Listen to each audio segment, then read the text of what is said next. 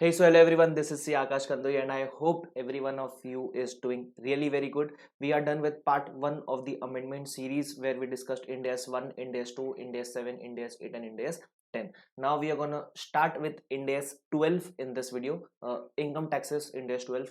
Please note one of the most important Ind AS from exam point of view, right? Especially for May 21 and November 21 attempt, I expect one question from this Ind AS, and that question can be most probably from this additional questions which we are going to discuss in this lecture.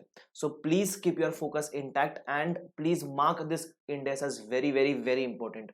Chalo, so without wasting any time, let's start with index 12, that is income taxes. Again index 12 में concept में कोई भी addition नहीं है, सिर्फ और सिर्फ illustration में काफी सारे additions है, राइट? तो इस बात का ध्यान रखना, ठीक है?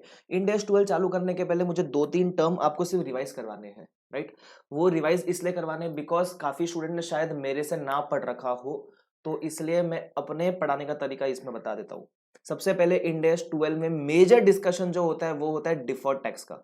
यहाँ करंट टैक्स का भी डिस्कशन होता है बट मेजर डिस्कशन किसका होता है? डिफर्ड टैक्स का होता है, राइट? उसके अलावा डिफर्ड टैक्स असेट या डिफर्ड टैक्स लायबिलिटी निकालने के लिए हमको दो अमाउंट बहुत कंपलसरी होते हैं, एक होता है कैरिंग अमाउंट, दूसरा होता है tax base, right? Carrying amount मतलब आपके बुक्स ऑफ अकाउंट्स के अंदर जो वैल्यू है उसको बोलते हैं कैरिंग अमाउंट, और टैक्स बेस का मतलब होता है अगर यही बुक्स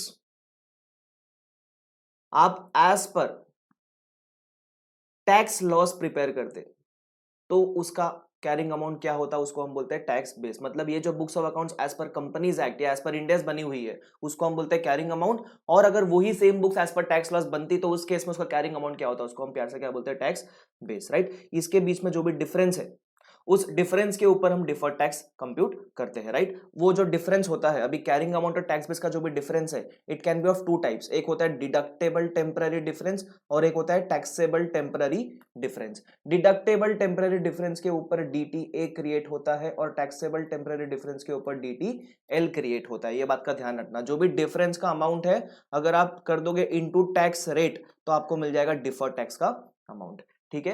अब ये जो भी डिफरेंस है वो डिडक्टेबल टेम्पररी डिफरेंस है या टैक्सेबल टेम्पररी डिफरेंस है, उसके लिए वो अगर आप देखोगे स्टैंडर्ड के अंदर तो फॉर्मूला वगैरह दिया हुआ है कि आप फॉर्मूला के तरीके से याद रख लो। मैं सिंपल लॉजिक से याद रखवाता हूँ, मैं फॉर्मूला से याद नहीं रखवाता हूँ, राइट? तो लॉजिक क्या होता है इसके पीछे, चलो एग्जांपल के तो समझने का ट्राई कर ही लेते हैं। जब मैं इतना एक्सप्लेन कर ही रहा हूँ तो अच्छे से समझने का ट्राई कर लेते हैं। लेट्स से फॉर एग्जांपल हम किसी असेट का बात करते हैं, ऐसा असेट जिसका carrying amount is let's say ₹150 and let's say उसी असेट का टैक्स बेस इज 100। तो डिफरेंस आया कि नहीं आया? डिफरेंस आया। कितने का डिफरेंस आया? 50 का डिफरेंस आया। द क्वेश्चन इज अभी 50 का जो डिफरेंस है इसको हम टैक्सेबल टेम्पररी डिफरेंस बोले या डिडक्टेबल टेम्पररी डिफरेंस बोले, या फिर इस डिफरेंस के ऊपर DTA क्रिएट होगा या DTL क्रिएट होगा। तो ध्यान देना, मैं एक सिंपल सा आपको एक लाइन याद रखने बोलता हूं, एक हिंट बेसिकली याद रखने बोलता हूं। वो हिंट क्या है? Always try to bring carrying amount towards the tax base. मैं लिख देता हूं इधर, always try to bring carrying amount towards tax base. Sir इसका मतलब क्या हुआ, समझने का ट्राई करते हैं। मुझे बताओ, carrying amount is 150, tax base is 100, मतलब टैक्स बेस कम है, कैरिंग अमाउंट ज्यादा है, बराबर?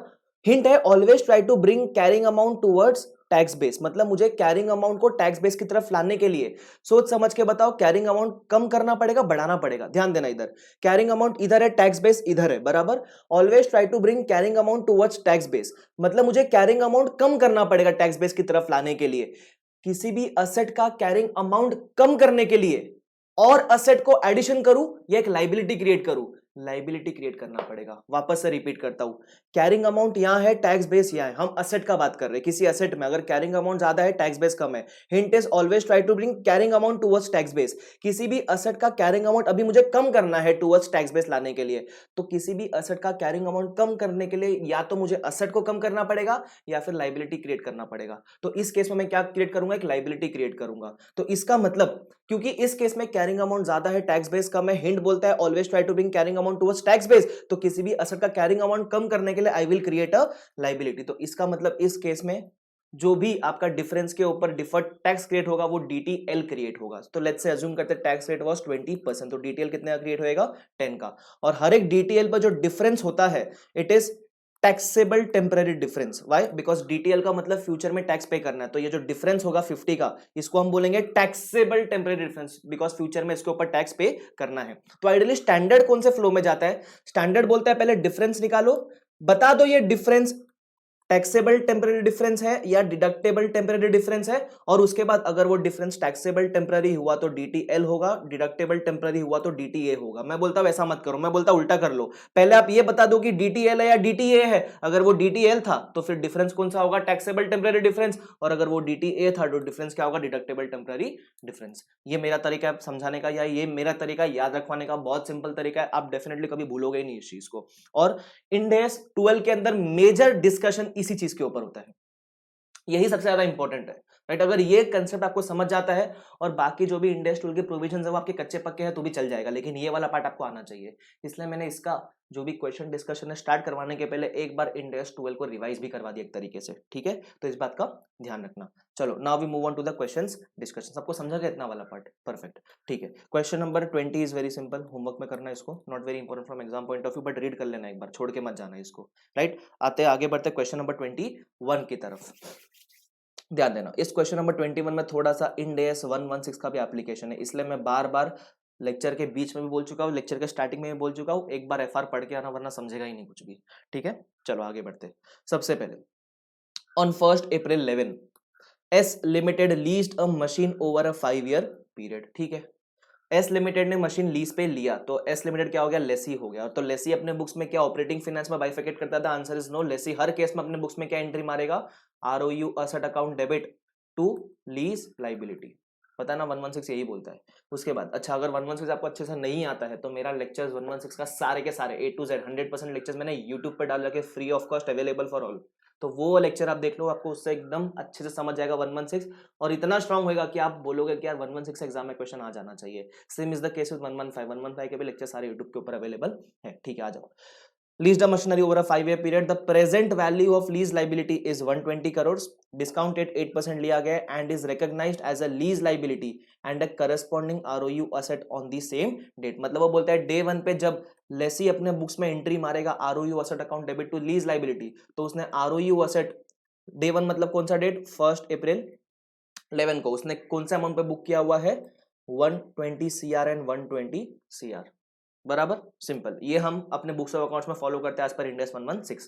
Done and dusted, very good. The ROU asset is depreciated under straight line method over the period of 5 years। वो बोलता है आरओयू को हम डेप्रिशिएट करेंगे over the period of 5 years, मतलब हर साल 120 डिवाइड बाय 5 का डेप्रिसिएशन चार्ज करते हुए चलेंगे। वेरी गुड, ठीक है, नो प्रॉब्लम।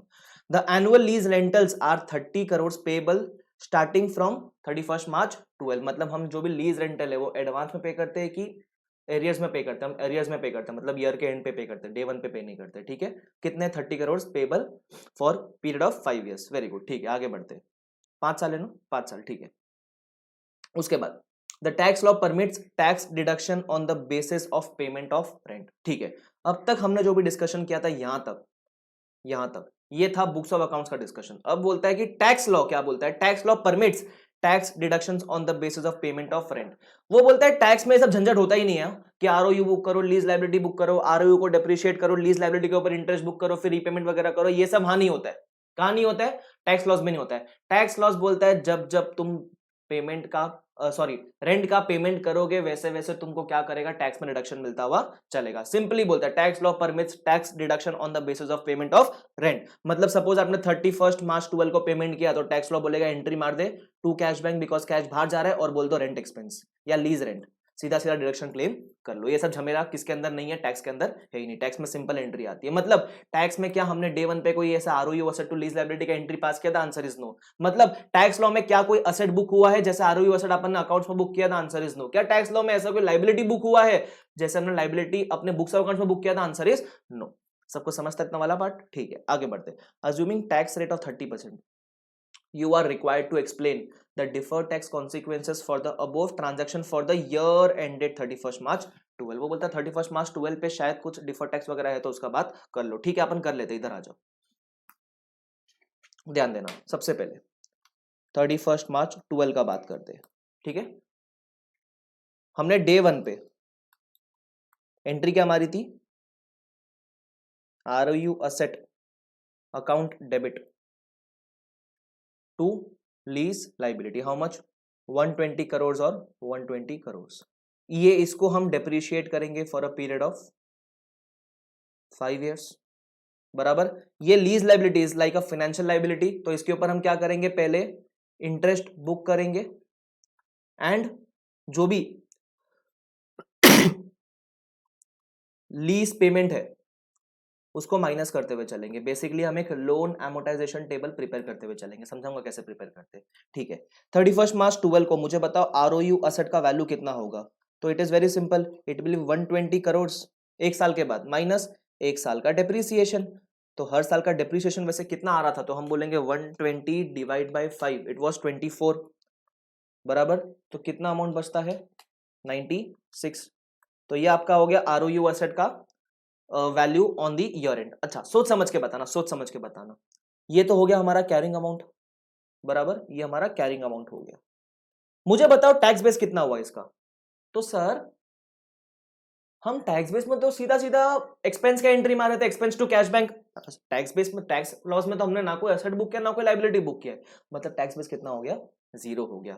तो क्या कोई डिफरेंस आता है, the answer is yes. Difference कितना आता है 96 का। अब मुझे बताओ DTA है कि DTL है, तो देखो वही आ जाए, लॉजिक पे आ जाते हैं। कैरिंग अमाउंट इधर है, टैक्स बेस इधर है। हिंट बोलते हैं always try to bring carrying amount towards tax base, carrying amount कम करना है और असेट का बात कर रहे हैं, तो असेट का कैरिंग अमाउंट कम करने के लिए मुझे क्या क्रिएट करना पड़ेगा, लाइबिलिटी क्रिएट करना पड़ेगा, बराबर। तो उस केस में लाइबिलिटी कितने का आ जाएगा, रेट ऑफ टैक्स दिया हुआ है क्या इधर, तो टैक्स का रेट इज समवेयर अराउंड 30%। तो मैं बोलूंगा इधर आजा भाई, 96 into 30% which gives me 28.8 DTL, बराबर, अपना DTL हो गया, ठीक है। इस डिफरेंस को हम क्या बोल देंगे फिर, this is taxable temporary difference, ठीक है, वेरी गुड। उसके बाद हम बात करते हैं लीज लाइबिलिटी का, बराबर। लीज लाइबिलिटी का ईयर एंड पे वैल्यू कितना रहेगा, उसके लिए हम बनाएंगे लोन एमोटाइजेशन टेबल। अब लोन एमोटाइजेशन टेबल कैसे बनता है, it is very simple, opening, उसके बाद इंटरेस्ट लेस करने का रीपेमेंट, और आपको क्या मिल जाएगा, क्लोजिंग। मुझे बताओ ईयर 1 के ओपनिंग बैलेंस कितना था 120, उस पे इंटरेस्ट बुक करेंगे, इंटरेस्ट का रेट था 8%, तो मैं बोलूंगा 120 इंटू 8%, 9.6, बराबर। रीपेमेंट कितना है, हर साल का लीज रेंट है 30 करोड़, तो मैं उतना माइनस कर दूंगा, 30 crore minus 30 which gives me 99.6, बराबर। तो ये मेरा क्लोजिंग बैलेंस होगा ईयर 1 के एंड का, ऐसा सिंपल है। उसके अलावा हम अभी बोलेंगे कैरिंग अमाउंट हमारा कितना हो गया 99.6, ठीक है। इसका टैक्स बेस कितना हुआ, सर वापस से वही बात, टैक्स लॉ में तो ना कोई एसेट बुक किया था ना कोई लाइबिलिटी बुक किया था, तो टैक्स बेस कितना हो गया इसका, 0 हो गया। मुझे बताओ डिफरेंस कितना हुआ, 99.6 का डिफरेंस हो गया, बराबर। अब मुझे बताओ असेट, डिफर्ड टैक्स असेट की लाइबिलिटी, तो मैं अगेन वही बोलूंगा, कैरिंग अमाउंट इधर है, टैक्स बेस इधर है। अब इस केस में लाइबिलिटी का बात कर रहे हैं, always try to bring carrying amount towards tax base, always try to bring carrying amount towards tax base. Carrying amount कम करना है, लेकिन इस बार लाइबिलिटी का कैरिंग अमाउंट कम करना है, तो लाइबिलिटी का कैरिंग अमाउंट कम करने के लिए असेट क्रिएट करना पड़ेगा। तो मैं बोलूंगा 99.6 into 20%, which gives me 19.92, sorry 20% नहीं, कितना 30% था ना, 30%, 20% नहीं है, तो 99.6 into 30% which gives me 29 point, तो पेन थोड़ा दगा दे रहा है, 29.88, 29.88 दिख रहा है क्या आपको, ये थोड़ा पेन का तकलीफ हो गया अभी, 29.88, बराबर। ये इस केस में क्या क्रिएट हुआ, डिफर्ड टैक्स असेट क्रिएट हुआ। सबको समझा कि अपन ने ऐसा क्यों किया, is everyone clear with this. ये DTA हो गया और ऊपर वाले केस में DTL था, सबको समझा क्या। अच्छा ये अगर DTA क्रिएट हुआ है तो ये डिफरेंस को हम क्या बोलेंगे, deductible temporary difference, because future में इसका डिडक्शन हमको मिलने वाला है। सबको समझा क्या ये वाला पार्ट? बस यही क्रिएट करना था। और पूछा क्या था इन्होंने पूछा था deferred tax consequence for the above transaction for the year and 31 March 12। एक तो ये तरीका हुआ जहां मैंने आरओयू का भी अलग से डीटीए डीटीएल निकाला और लीज लायबिलिटी का भी अलग से डीटीए डीटीएल निकाला। आप चाहे तो नेट बेसिस पे निकाल सकते थे। आप बोल सकते थे नेट में मेरा कैरिंग अमाउंट कितना आता है और टैक्स बेस तो जीरो ही है, तो नेट में डिफरेंस कितना हो गया 3.6 का, तो नेट में डीटीए डीटीएल कितने का आएगा? आप बोलोगे 20 माइनस 28.8 माइनस 29.88। बोलो नेट में क्या है? नेट में डिफर टैक्स असेट है कि लाइबिलिटी है? नेट में डिफर टैक्स असेट है, बिकॉज आप ऊपर देख पा रहे हो डिफर टैक्स असेट ज्यादा था। बराबर। मेरे ख्याल से जो मैंने आपको मेथड सिखाया that is way much easier to understand. और ये जो नेट वाला मैंने आपको बताया ना कि नेट करके निकालो, वो इंस्टीट्यूट फॉलो करता है। तो आपकी मर्जी, आंसर तो सेम ही आने वाला है एनी विच केसेस। देखो क्या बोलते हैं, अपन एक बार सोल्यूशन देख लेते हैं। A temporary difference effectively arises between value of machine for accounting purpose and amount of lease liability since the rent payment is eligible for tax deduction. Tax base of machine is nil as the amount is not eligible for deduction for tax purpose. Tax base for lease liability is nil, मतलब दोनों case में वो निल है। मैंने आपको logically बताया वो निल क्यों है। उसके बाद recognition of deferred tax on 31 March 12। Carrying amount in balance sheet, carrying amount बोला हुआ 96 in case of ROU and 99.6 in case of lease liability, जो कि अपन ने निकाला और मैंने आपको सिखाया भी कंप्यूट कैसे किया गया है। वो टैक्स इन्होंने नेट निकाल लिया। नेट क्या है? Net amount ideally it is a net liability. Why? Liability ज्यादा था इस केस में। इधर नेट लाइबिलिटी, वैसे तो नीचे डिफर टैक्स असेट रहेगा नेट में, इधर लाइबिलिटी है तो लाइबिलिटी का नेट में ज्यादा है, तो इसको बोलेंगे कैरिंग अमाउंट। और टैक्स बेस कितना है? वैसे तो निल है, तो उस केस में कैरिंग अमाउंट ऑफ लाइबिलिटी ऊपर है, टैक्स बेस नीचे है, कम करना है तो क्या क्रिएट करेंगे? डिफर टैक्स असेट क्रिएट करेंगे। तो इसलिए 1.08 का क्रिएट किया, अपना भी आंसर सेम ही आया था 1.08। मेरे हिसाब से जो कि प्रेजेंटेशन मैंने सिखाया आपको वो थोड़ा सा बेटर वे में समझता होगा। तो इट इज योर विश, आप कोई भी मेथड फॉलो कर सकते हो, कोई दिक्कत वाली बात नहीं है। तो ये था हमारा कौन सा वाला क्वेश्चन? ये था हमारा question number 21, a good question for 4 marks I guess. तो वैसे भी मैंने आपको बताया इंडेस 12 के सारे क्वेश्चन एलडीआर है आपके लिए। अपार्ट फ्रॉम जो मैं नहीं कराऊंगा, जो मैं होमवर्क में दूंगा वो इतना इंपॉर्टेंट नहीं है इसलिए नहीं करा रहा हूँ, और वो इजी भी इसलिए नहीं करा रहा हूँ। बाकी जो मैं करा रहा हूँ वो सारे के सारे एलडीआर है आपके लिए, राइट? तो you can mark this question as LD. Okay, चलो ठीक है। उसके बाद नाउ रीड क्वेश्चन नंबर 22। पहले आप पढ़ो फिर मैं पढ़ूंगा।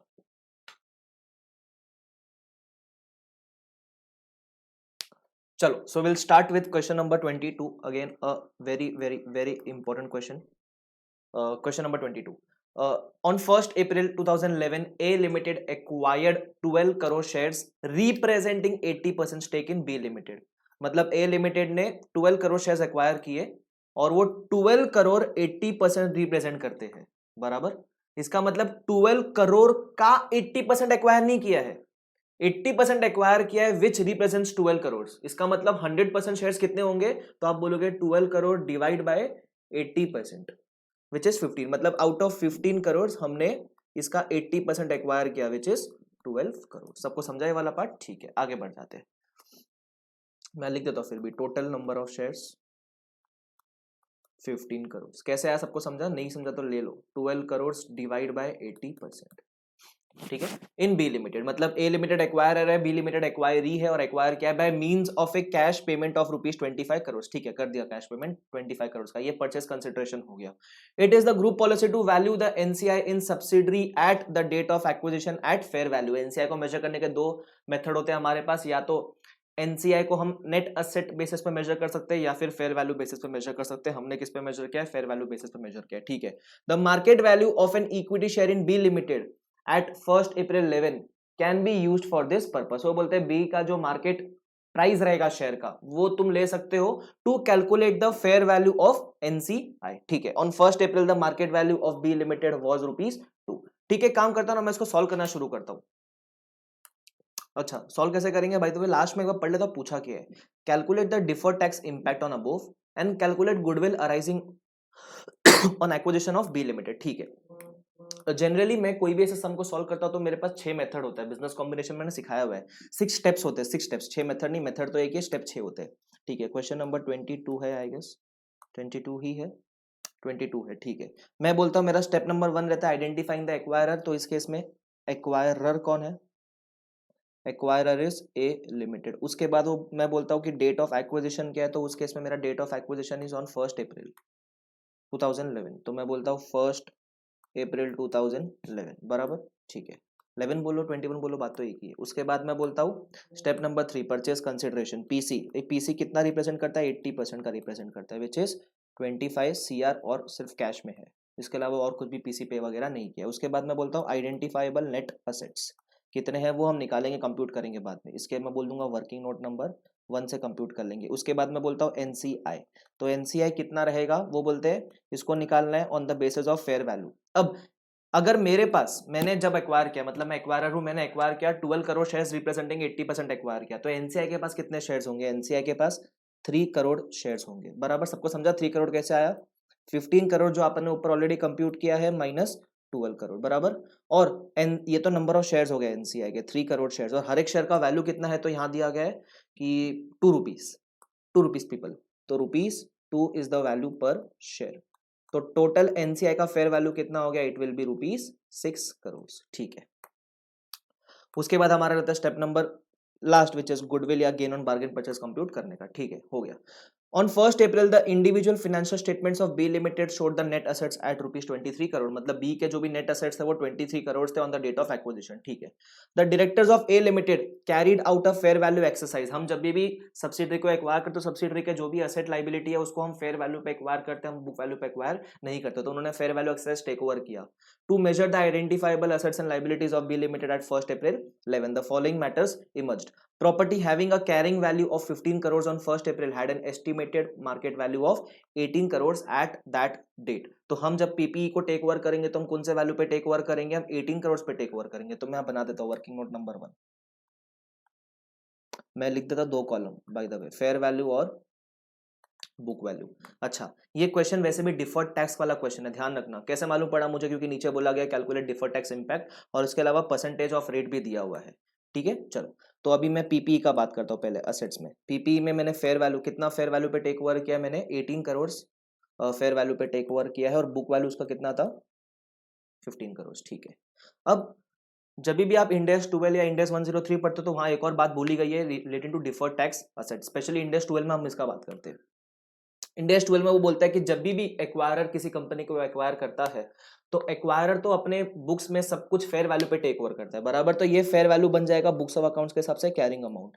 लेकिन लेकिन लेकिन जब हम टैक्स पर्पस के हिसाब से सॉल्व करते हैं, अगर बिजनेस कॉम्बिनेशन करते हैं तो टैक्स पर्पस के हिसाब से वो बोलता है फेयर वैल्यू पे नहीं, जो सामने वाले की बुक्स में वैल्यू है इसी के ऊपर टेक ओवर करना पड़ता। मतलब अगर टैक्स पॉइंट ऑफ व्यू से हम इस ट्रांजेक्शन को सॉल्व करते तो हम बुक वैल्यू पे ही टेक ओवर करते, बराबर। तो अगर टैक्स बुक्स के हिसाब से हम बात करें तो this book value becomes your tax base.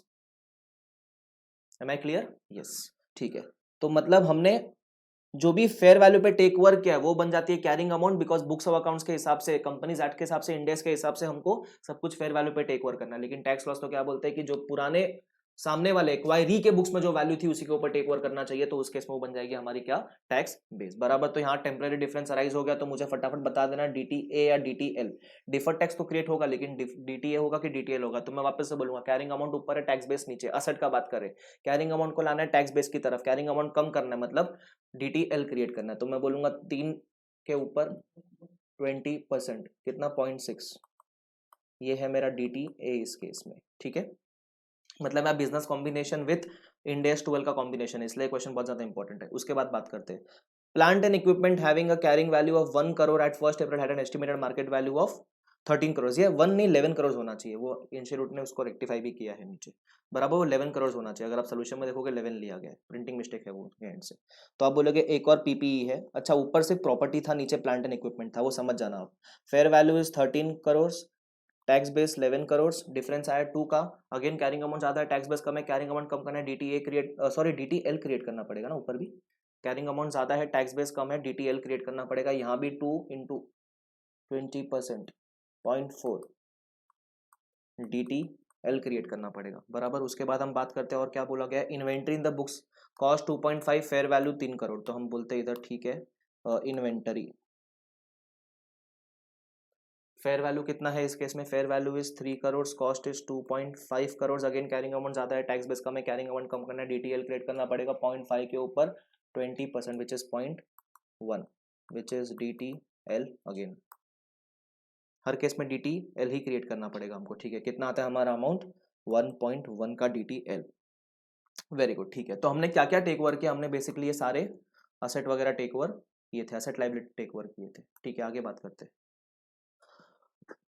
उसके बाद the fair value adjustments have been reflected in the individual financial statements of B Limited in the of B Limited in the consolidated financial statements the fair value adjustments will be recorded as temporary difference for the purpose of computing deferred tax। वो बोलता भी है कि अगर आप fair value पे take over कर रहे हो तो उस पर जो भी temporary difference आएगा वो आपको consider करना पड़ेगा for the purpose of computing deferred tax। The rate of deferred tax to apply for temporary difference is 20%। Very good, ठीक है। उसके बाद आगे बात करते हैं। अब अगर मैं बात करूं कि मैंने टोटल कितने असेट्स टेक ओवर किए, कितने नेट असेट्स टेक ओवर किए बेसिकली, तो ये मत बोलना कि सिर्फ इतने ही टेक ओवर किए मैंने, नहीं नहीं नहीं, मैंने बहुत सारे टेक ओवर किए थे, लेकिन उसमें से कुछ असेट्स ऐसे थे जो मैंने बुक वैल्यू पे नहीं फेयर वैल्यू पे टेक ओवर किए थे, बिकॉज उस केस में उनका book value fair value same नहीं होगा, बराबर। तो हमको वैसे भी एक फिगर तो दिया हुआ था यहाँ कि नेट असेट्स बुक वैल्यू के हिसाब से 23 करोड़ है, बराबर। उसमें से 3 असेट ऐसे है जिसको बुक वैल्यू और फेयर वैल्यू मैच नहीं करता, तो हम फेयर वैल्यू पे टेक ओवर करेंगे, तो उस केस में हमको उसके fair value adjustment add less करने पड़ेंगे, राइट। तो हम अगर ऐसा बोलते हुए कि total INA is equal to 23 crore, ये तो बुक वैल्यू के हिसाब से, add all the fair value adjustments, तो पहले वाले केस में कितना 3 crore plus 2 CR plus 0.5 CR, बराबर, विच कम्स टू 28.5 CR। सबको समझा कि अपन ने क्या किया? प्लीज ये मत बोलना कि मैंने सिर्फ और सिर्फ इतना ही टेक ओवर किया है, मैंने असेट के साथ शायद लाइबिलिटी भी टेक ओवर किया होगा ना। तो वो लाइबिलिटी का सर इंफॉर्मेशन क्यों नहीं दिया गया इस 3 पॉइंट के अंदर? क्योंकि शायद उस लाइबिलिटी को हमने बुक वैल्यू पे टेक ओवर किया रहेगा। सर हमको तो फेयर वैल्यू पे टेक ओवर करना होता है, उसका बुक वैल्यू और फेयर वैल्यू सेम होगा ना उस केस में, इसीलिए। तो उन्होंने क्या किया, उन्होंने नेट असेट का वैल्यू दिया हुआ है 23 करोड़, और जो असेट का बुक वैल्यू और फेयर वैल्यू सेम नहीं है, सिर्फ उसी का इन्फॉर्मेशन दिया गया है। तो अगर हमको identifiable net asset fair value पे कितना होता है वो निकालना है, तो हमको कैसे निकालना पड़ेगा? आइडेंटिफाइबल असेट को कंसिडर कर लो बुक वैल्यू के हिसाब से, और जितने भी असेट्स को आपने फेयर वैल्यू पे टेक ओवर किया है उसका फेयर वैल्यू गेन ऐड कर दो, तो आपको मिल जाएगा all the identifiable net assets at fair value which is 28.5 crore. तो ठीक है। अब इस आइडेंटिफाइबल नेट एसेट में एक चीज आनी रह गई है। मुझे एक बात बताना, ये जो डिफर्ड टैक्स अराइज हुआ है, ये डिफर्ड टैक्स किस पे अराइज हुआ है? Deferred tax arised on business combination. तो इंड AS 12 क्लियरली ये चीज बोलता है कि जब भी कोई डिफर्ड टैक्स बिजनेस कॉम्बिनेशन की वजह से अराइज होता है, तो इसका ये डिफर्ड टैक्स असेट लायबिलिटी को हम कहां से एडजस्ट करेंगे? गुडविल से एडजस्ट करेंगे। कहां से एडजस्ट करेंगे? गुडविल से एडजस्ट करेंगे। इसका मतलब मैं समझाता हूं आपको, एक बार के लिए अज्यूम कर लो कि ये डिफर्ड टैक्स अगर नहीं होता तो क्या होता, ये डिफर्ड टैक्स नहीं होता तो क्या होता। हम सबसे पहले गुडविल कंप्यूट करते हैं। गुडविल कैसे कंप्यूट करेंगे? मैं नीचे कंप्यूट कर लेता हूं, इधर गुडविल मैं लिखता हूं केस 1, यहां without deferred tax, without deferred tax. तो कैसे निकालते हम? मैं सबसे पहले बोलता कि मेरा पीसी कितना है, पीसी इज 25 करोड़, इसमें से एनसीआई ऐड करता 80% पीसी, 20% एनसीआई ऐड करता, एनसीआई मेरा था 6 करोड़, बराबर, माइनस करता INA 100% INA लेस कर देता, बराबर, ठीक है। ऐसा क्यों करते हैं हम? पीसी में एनसीआई क्यों ऐड कर रहे हैं? Because we want to compare 100% with 100%। हम जब INA 100% माइनस करेंगे और पीसी सिर्फ 80% का कंसिडर करेंगे तो वो बात सही नहीं बनेगी। तो we want to compare 100% with 100%। तो हम पीसी में सबसे पहले एनसीआई ऐड करते हैं, फिर INA माइनस कर देते हैं। INA कितना आता हमारा? 28.5 ही आया था आई गेस, यस 28.5 आया था। तो कितना हो गया वो हमारे लिए goodwill? Goodwill comes to 31 minus 28.5, it comes to 2.5 CR if I am not wrong, या 2.5 CR गुडविल आता है। This is without deferred tax, बराबर। अब मैं क्या बोला कि जब भी बिजनेस कॉम्बिनेशन में कोई डिफर्ड टैक्स अराइज होता है तो उसको कहां से एडजस्ट करना होता है? उसको गुडविल से एडजस्ट करना होता है। इसका मतलब नॉर्मली हम डिफर्ड टैक्स की एंट्री क्या मारते हैं? हम बोलते हैं कि DTA होगा तो DTA टू PNL, DTL होता तो PNL टू DTL, बराबर। ये जाएगा प्रॉफिट एंड लॉस के अंदर, और ये जाएगा आपका लाइबिलिटी साइड में। सिमिलरली ये जाएगा असेट साइड में, और ये जाएगा प्रॉफिट एंड लॉस के अंदर। लेकिन अगर कोई डिफर्ड टैक्स बिजनेस कॉम्बिनेशन में अराइज हो तो गुडविल से एडजस्ट करना है। इसका मतलब उस केस में उसकी एंट्री क्या होनी चाहिए? अगर डिफर्ड टैक्स असेट है तो deferred tax asset account debit to goodwill, और DTL है तो goodwill account debit to DTL। Why? Because ये जो भी बिजनेस कॉम्बिनेशन में अराइज होता है सबका इफेक्ट गुडविल के अंदर जाना चाहिए, ना कि प्रॉफिट एंड लॉस में जाना चाहिए। सबको समझता है ये वाला पार्ट? इसका मतलब अपने केस में DTL अराइज हुआ है तो अपनी एंट्री क्या आनी चाहिए? गुडविल 1.1 टू DTL 1.1, बिकॉज जो भी अराइज होता है वो अपने को गुडविल से एडजस्ट करना है। या तो एक ऐसी एंट्री मार के आप बोल दो कि अभी गुडविल 2.5 नहीं, प्लस डिफर्ड टैक्स का इंपैक्ट के बाद इट शुड बी 3.6। एक ये तरीका होता है, बट अपन ऐसा तरीका फॉलो नहीं करते। हम ऐसा अज्यूम करते हैं कि हमने जब नेट असेट्स टेक ओवर किए तो नेट असेट टेक ओवर करने के साथ साथ ये डिफर्ड टैक्स लाइबिलिटी भी टेक ओवर किया है। नेट असेट टेक ओवर करने के साथ साथ डिफर्ड टैक्स लाइबिलिटी भी टेक ओवर किया है। तो मैं बोलता हूं INA taken over, INA taken over, तो INA के अंदर जब हम बोलते हैं 28.5 तो it should be 28.5 minus 1.1 because liability है ना डिफर्ड टैक्स, तो माइनस करना पड़ेगा INA के अंदर। सबको समझा का माइनस क्यों किया? बिकॉज आइडेंटिफाइबल नेट असेट चाहिए, लाइबिलिटी है तो नेट असेट तुम्हारे कम हो जाएंगे, तो it comes to how much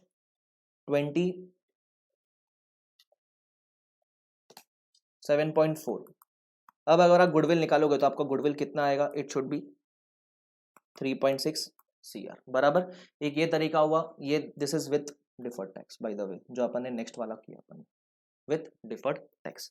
सबको समझा क्या वाला part? It is as simple as that. तो हमको पूछा क्या गया था? हमको पूछा गया था दो चीज। सबसे पहले calculate deferred tax impact on above, तो मैंने निकाला डिफर्ड टैक्स इंपैक्ट आया मेरा 1.1। उसका मैंने वर्किंग कैसे दिया? देखो मैंने वर्किंग ऊपर सिंपली देके रखा है वर्किंग नोट नंबर 1 के अंदर। उसके अलावा बोलते हैं गुडविल निकालो, तो गुडविल निकालने के लिए मैंने सारे फिगर्स लिख दिया गुडविल, बट ये सिर्फ ऐसे मत लिखना, मैंने देखो ऊपर कैसे लिखा है, एक्वायरर कौन है, डेट ऑफ एक्विजिशन क्या है, पीसी कितना है, INA कितना है, NCI कितना है, ये सब लिख के देना उनको, ताकि आपको स्टेप बाय स्टेप मार्किंग्स दे पाएंगे। जितने भी अभी तक मैंने पेपर देखे हैं स्टूडेंट लोग के, जो भी मंगाते हैं सर्टिफाइड कॉपीज, मैंने देखा स्टेप वाइज मार्किंग मिलती है। तो अगर आपने आंसर रॉन्ग भी निकाले लेकिन स्टेप वाइज किया हुआ है तो स्टेप वाइज मार्किंग आपको मिलते हुए चलेगी, तो वो एक अच्छी चीज है अपने लिए। ठीक है, चलो आगे बढ़ जाते हैं। अपन एक बार सोल्यूशन देख ले क्या। देखो पीसी 25 करोड़, ठीक है, NCI कैसे निकाला 6 करोड़ अपने को आ गया। उसके अलावा कंप्यूटेशन ऑफ नेट असेट, तो उसने पहले बुक वैल्यू लिया हुआ, उसके बाद फेयर वैल्यू का एडजस्टमेंट मारा हुआ है 28.5 आ गया। उसके बाद डिफर्ड टैक्स लाइबिलिटी लेस किया हुआ, मैंने बताया क्योंकि INA निकालना है तो INA में DTA लेस होता, अगर DTA होता तो क्या हो जाता? ऐड हो जाता बराबर, तो 27.4 हो जाता है। तो ऑटोमेटिकली जब आप ये सब एडजस्टमेंट करते हो तो गुडविल निकालोगे तो गुडविल कितना आएगा आपका 3.6। सबको समझा गया वाला पार्ट? इन शॉर्ट आपको डिफर्ड टैक्स असेट को भी गुडविल से एडजस्ट करना है, डिफर्ड टैक्स लाइबिलिटी को भी गुडविल से एडजस्ट करना है। डिफर्ड टैक्स लाइबिलिटी होता है तो गुडविल बढ़ जाता है, क्यों? क्योंकि एंट्री मारेंगे तो DTL क्रेडिट करेंगे, क्रिएट करना है उसको, डेबिट क्या करेंगे? गुडविल को डेबिट करेंगे। DTA वाले केस में गुडविल कम हो जाता है। सबको समझा ये वाला पार्ट? खत्म ये वाला सोल्यूशन भी। This was question number 22। Clear गया वाला पार्ट? ठीक है। अच्छा कुछ कुछ लोग सोचते रहेंगे मैं बार बार यहाँ क्यों देखता हूँ, बिकॉज यहाँ वो स्क्रीन है जहाँ वो रिकॉर्डिंग होती है, वो डुअल स्क्रीन सेटअप वगैरह होता है, वो कुछ लोग को समझेगा कुछ लोग को नहीं समझेगा, तो मैं बार बार देखता रहता हूँ कि रिकॉर्डिंग तो प्रॉपर हो रही है ना। मालूम पड़ा इतना मेहनत से रिकॉर्डिंग किया और वहाँ रिकॉर्डिंग दिख ही नहीं रही है, तो कभी कभी हो जाता है ऐसा मैजिक, जहाँ इतना 1 घंटा बड़बड़ किया मालूम पड़ा रिकॉर्डिंग स्टार्ट ही नहीं किया था, तो कभी कभी हो जाता है ऐसा। तो मैं बार बार अगर वहां देखूँ तो समझ जाना कि मैं देख रहा हूँ कि प्रॉपरली रिकॉर्ड हो रहा है कि नहीं हो रहा है। ठीक है, चलो आगे बढ़ते हुए चलते। Question number 23 again a very good question, a very simple question, not very complicated. पढ़ते। अच्छा क्वेश्चन नंबर 23 पढ़ने के पहले, क्वेश्चन नंबर 23 पढ़ने के पहले मुझे आपको एक प्रोविजन दिखाना है। जनरली डिफर्ड टैक्स वाले केस में एक काम करते हैं ना, इसको अपन लास्ट में ले लेते हैं, क्योंकि वो मुझे प्रोविजन दिखाने के लिए एक बार मॉड्यूल का रेफरेंस खोलना पड़ेगा, तो मॉड्यूल खोलने के पहले अपन सारे क्वेश्चंस कवर कर लेते हैं, इसको अपन लास्ट में कवर करेंगे। ठीक है, तो याद रखना question number 23 is pending from our side. आगे बढ़ते हैं। क्वेश्चन नंबर 24 मैं बता चुका हूँ, जितने मैं करा रहा हूँ सारे के सारे LDR। अब मैं लिख देता हूँ फिर भी यार LDR, वरना बोलेंगे सर सभी LDR मार्क करा रहे हो। कुछ कुछ इंडेस में सारे क्वेश्चंस LDR रहने वाले हैं, जैसे इंडेस 12 is one of that indices. बाकी अगर आप ऊपर देखोगे तो ऊपर मैंने हार्डली कल के लेक्चर में 3 या 4 क्वेश्चन LDR मार्क कराया, ज्यादा मार्क नहीं कराया, बट आज के लेक्चर में स्पेशली बहुत ज्यादा इंपॉर्टेंट क्वेश्चन सॉल्व होने वाले हैं। सॉल्व करना स्टार्ट करें? यस। सबसे पहले वीडियो पॉज करना, खुद पढ़ना, उसके बाद जब मैं पढ़ाऊंगा तब पढ़ना। आपको ऐसा लगता है नहीं नहीं सर आप ही पढ़ा दो, कोई बात नहीं, मैं पागल नहीं हूं जो मैं आपको बोल रहा हूँ पढ़ने के लिए। मुझे पता है एग्जाम में क्या होता है। एग्जाम में कैसा होता है, जब नया क्वेश्चन आता है और हम फर्स्ट टाइम पढ़ते हो तो हमको समझता ही नहीं कि चालू कैसे करें, क्या करना चाहिए।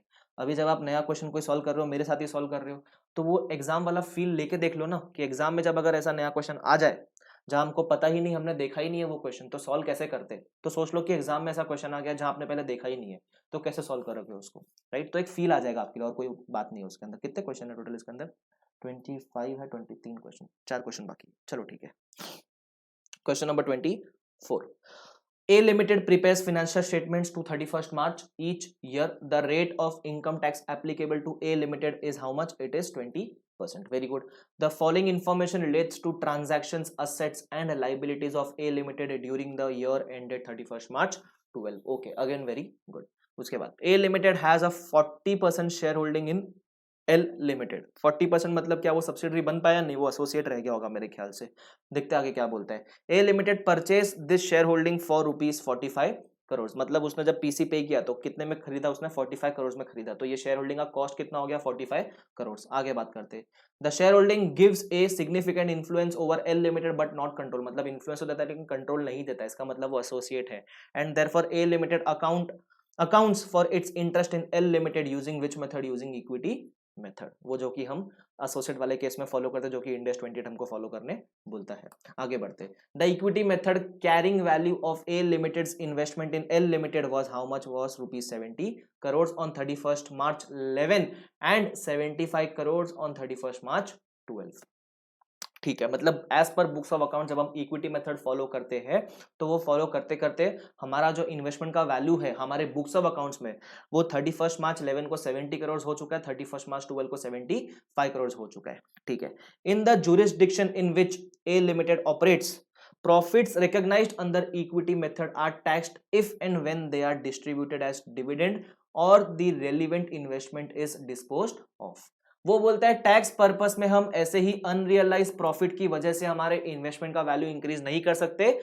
टैक्स जुरिस्डिक्शन में आप वो प्रॉफिट सिर्फ तभी बुक करोगे जब आपको या तो प्रॉफिट डिविडेंड के फॉर्म में मिल चुका है या फिर आपने वो इन्वेस्टमेंट क्या कर दिया, डिस्पोज ऑफ कर दिया, मतलब आपने वो एसोसिएट में जितना भी इन्वेस्टमेंट है वो सारा का सारा क्या कर दिया है, बेच दिया है। तो ही उस केस में हम जो भी प्रॉफिट या लॉस होगा उसके ऊपर टैक्स लगाएंगे, वरना वो प्रॉफिट टैक्स को कंसिडर नहीं करते। इन शॉर्ट टैक्स पर्पस के लिए अगर आप ऐसे एसोसिएट को वैल्यू करते तो आपका एसोसिएट हमेशा कॉस्ट पे ही दिखता हुआ चलेगा, उसमें आप कोई भी अनरियलाइज्ड प्रॉफिट वगैरह बुक करके अपना वैल्यू इंक्रीज नहीं कर सकते। लेकिन बुक्स ऑफ अकाउंट्स में तो हम इक्विटी मेथड फॉलो करते हैं। इक्विटी मेथड बोलता है कि जब भी एसोसिएट प्रॉफिट कमाएगा आप वो प्रॉफिट को बुक करते हुए चलना, इसलिए इक्विटी मेथड। इसलिए हमारे बुक्स ऑफ अकाउंट्स में उसका वैल्यू एक साल पहले 70 था, आज के दिन पे 75 है, लेकिन हमारे टैक्स वाले बुक्स में तो वो 45 करोड़ पे ही रह चुका है।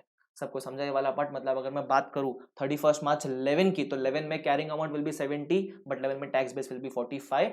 12 की बात करो तो 12 में carrying amount will be 75 and tax base will still be 45। Is everyone clear with this? Yes, ठीक है। तो ये तो हमारा था फर्स्ट वाला पार्ट। ठीक है, पूछा क्या है पहले एक बार देख ले, क्या पूछा हुआ है। Basis the above information you are required to compute two things. सबसे पहला, deferred tax liability of A limited at 31st March 12, मतलब एज ऑन 31st March 12 कितना डीटीएल ए लिमिटेड की बुक्स में दिखने वाला है। तो एक काम करूं क्या, मैं पहले वाले को पढ़ चुके हैं अपन, तो अपन देखते क्या पहले वाले केस में आंसर क्या आता है। तो इसका illustration was question number 24 part number 1, और उसका भी हम ए वाला पार्ट आंसर कर रहे हैं। वाई? बिकॉज पार्ट 1 में भी हमको दो चीज पूछी है ना यहाँ, ए और बी, तो मैं पहले ए वाले पार्ट आंसर कर रहा हूँ। ठीक है, क्या पूछा हुआ है, इन लोग पूछते हैं कि कितना डिफर्ड टैक्स है एज ऑन 31st March 12, बराबर। सिंपल है ना निकालने के लिए, हम पहले वाले पार्ट का बात करें, 31st March 12 का बात करें, 31st March 11 का कुछ रेलिवेंस है? The answer is no, as of now तो कुछ नहीं है। तो carrying amount on 31st March 12 जो कि बुक्स में दिया हुआ है, कितना दिया हुआ है, 75 CR। मुझे बताओ टैक्स बेस भी दिया हुआ है as on this date, the answer is yes, कितना, 45 CR, बराबर। ये हम किसको वैल्यू कर रहे हैं by the way, investment in associate का बात कर रहे हैं, बराबर, इन्वेस्टमेंट इन एसोसिएट का बात कर रहे हैं। डिफरेंस आ गया 30 करोड़ सॉरी, डिफरेंस आ गया 30 करोड़ का। अब ये डिफरेंस डिडक्टेबल टेम्परेरी डिफरेंस है या टैक्सेबल टेम्परेरी डिफरेंस है, वो अपन देखते हैं। वो कैसे देखेंगे, पहले डीटीएल है कि नहीं वो देख लेते हैं अपन। रेट, टैक्स रेट क्या है, टैक्स रेट 20%, बराबर। तो कितना आ गया आपका, 6 करोड़। अच्छा ये बताओ डीटीए की डीटीएल है, तो मैं बोलता हूँ कैरिंग अमाउंट ज्यादा है, टैक्स बेस कम है। असेट का बात करें बिकॉज इन्वेस्टमेंट इन एसोसिएट है, कैरिंग अमाउंट असेट का कम करना पड़ेगा, because carrying amount always try to bring carrying amount towards tax base. Carrying amount कम करना है, असेट का कैरिंग अमाउंट कम करने के लिए लाइबिलिटी क्रिएट करना पड़ेगा, तो मैं बोलता हूँ डीटीएल आ जाएगा इस केस में।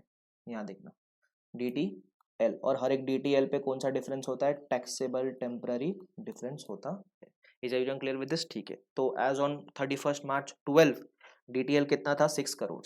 बी वाला क्या पार्ट पूछता है, द चेंज और क्रेडिट टू बोथ प्रॉफिट और loss and other comprehensive income relating to deferred tax for the year end 31st March 12। इसका बात अपन बाद में करेंगे, बट सबको पहला वाला पार्ट समझा?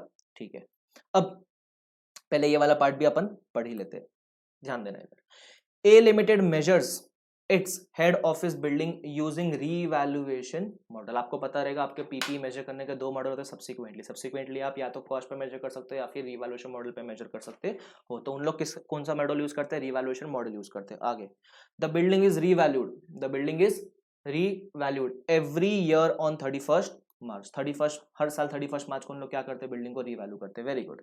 ऑन 31st March 11 का बात करें, एक साल पहले का, carrying amount of the building after revaluation was 40 CR। ठीक है, 40 CR था।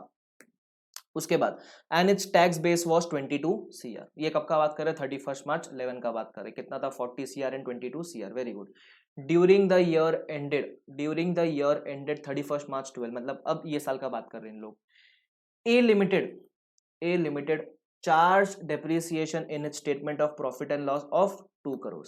उन्होंने अपने statement of profit and loss में, मतलब बुक्स ऑफ अकाउंट्स में कितना डेप्रिसिएशन चार्ज किया है? 2 करोड़। मतलब हमारा, मैं लिख दूं क्या? पार्ट नंबर 2, इधर पार्ट नंबर 2 का अभी भी ए वाला पार्ट कंप्यूट करें, ध्यान देना। मेरा carrying amount on 31/3/11 was 40 CR minus depreciation 2 CR, which gives me 38 CR. This is my carrying amount on 31st March 12। बराबर, यही इनका आउटकम था, ठीक है।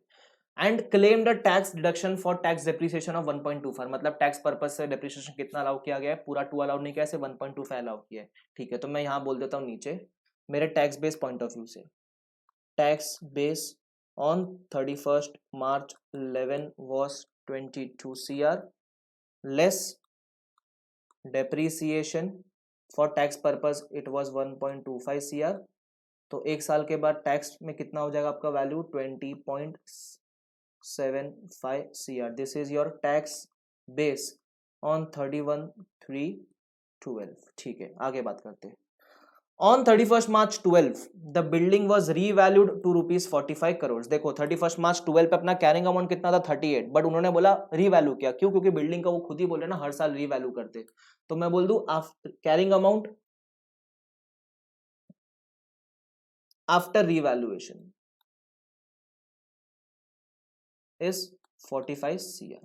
बराबर, तो हम ऑब्वियसली यही वाला वैल्यू कंसिडर करेंगे, दैट इज आफ्टर रीवैल्यूएशन। वो बिफोर रीवैल्यूएशन आफ्टर रीवैल्यूएशन में फर्क क्या होता है वो अपन देखेंगे।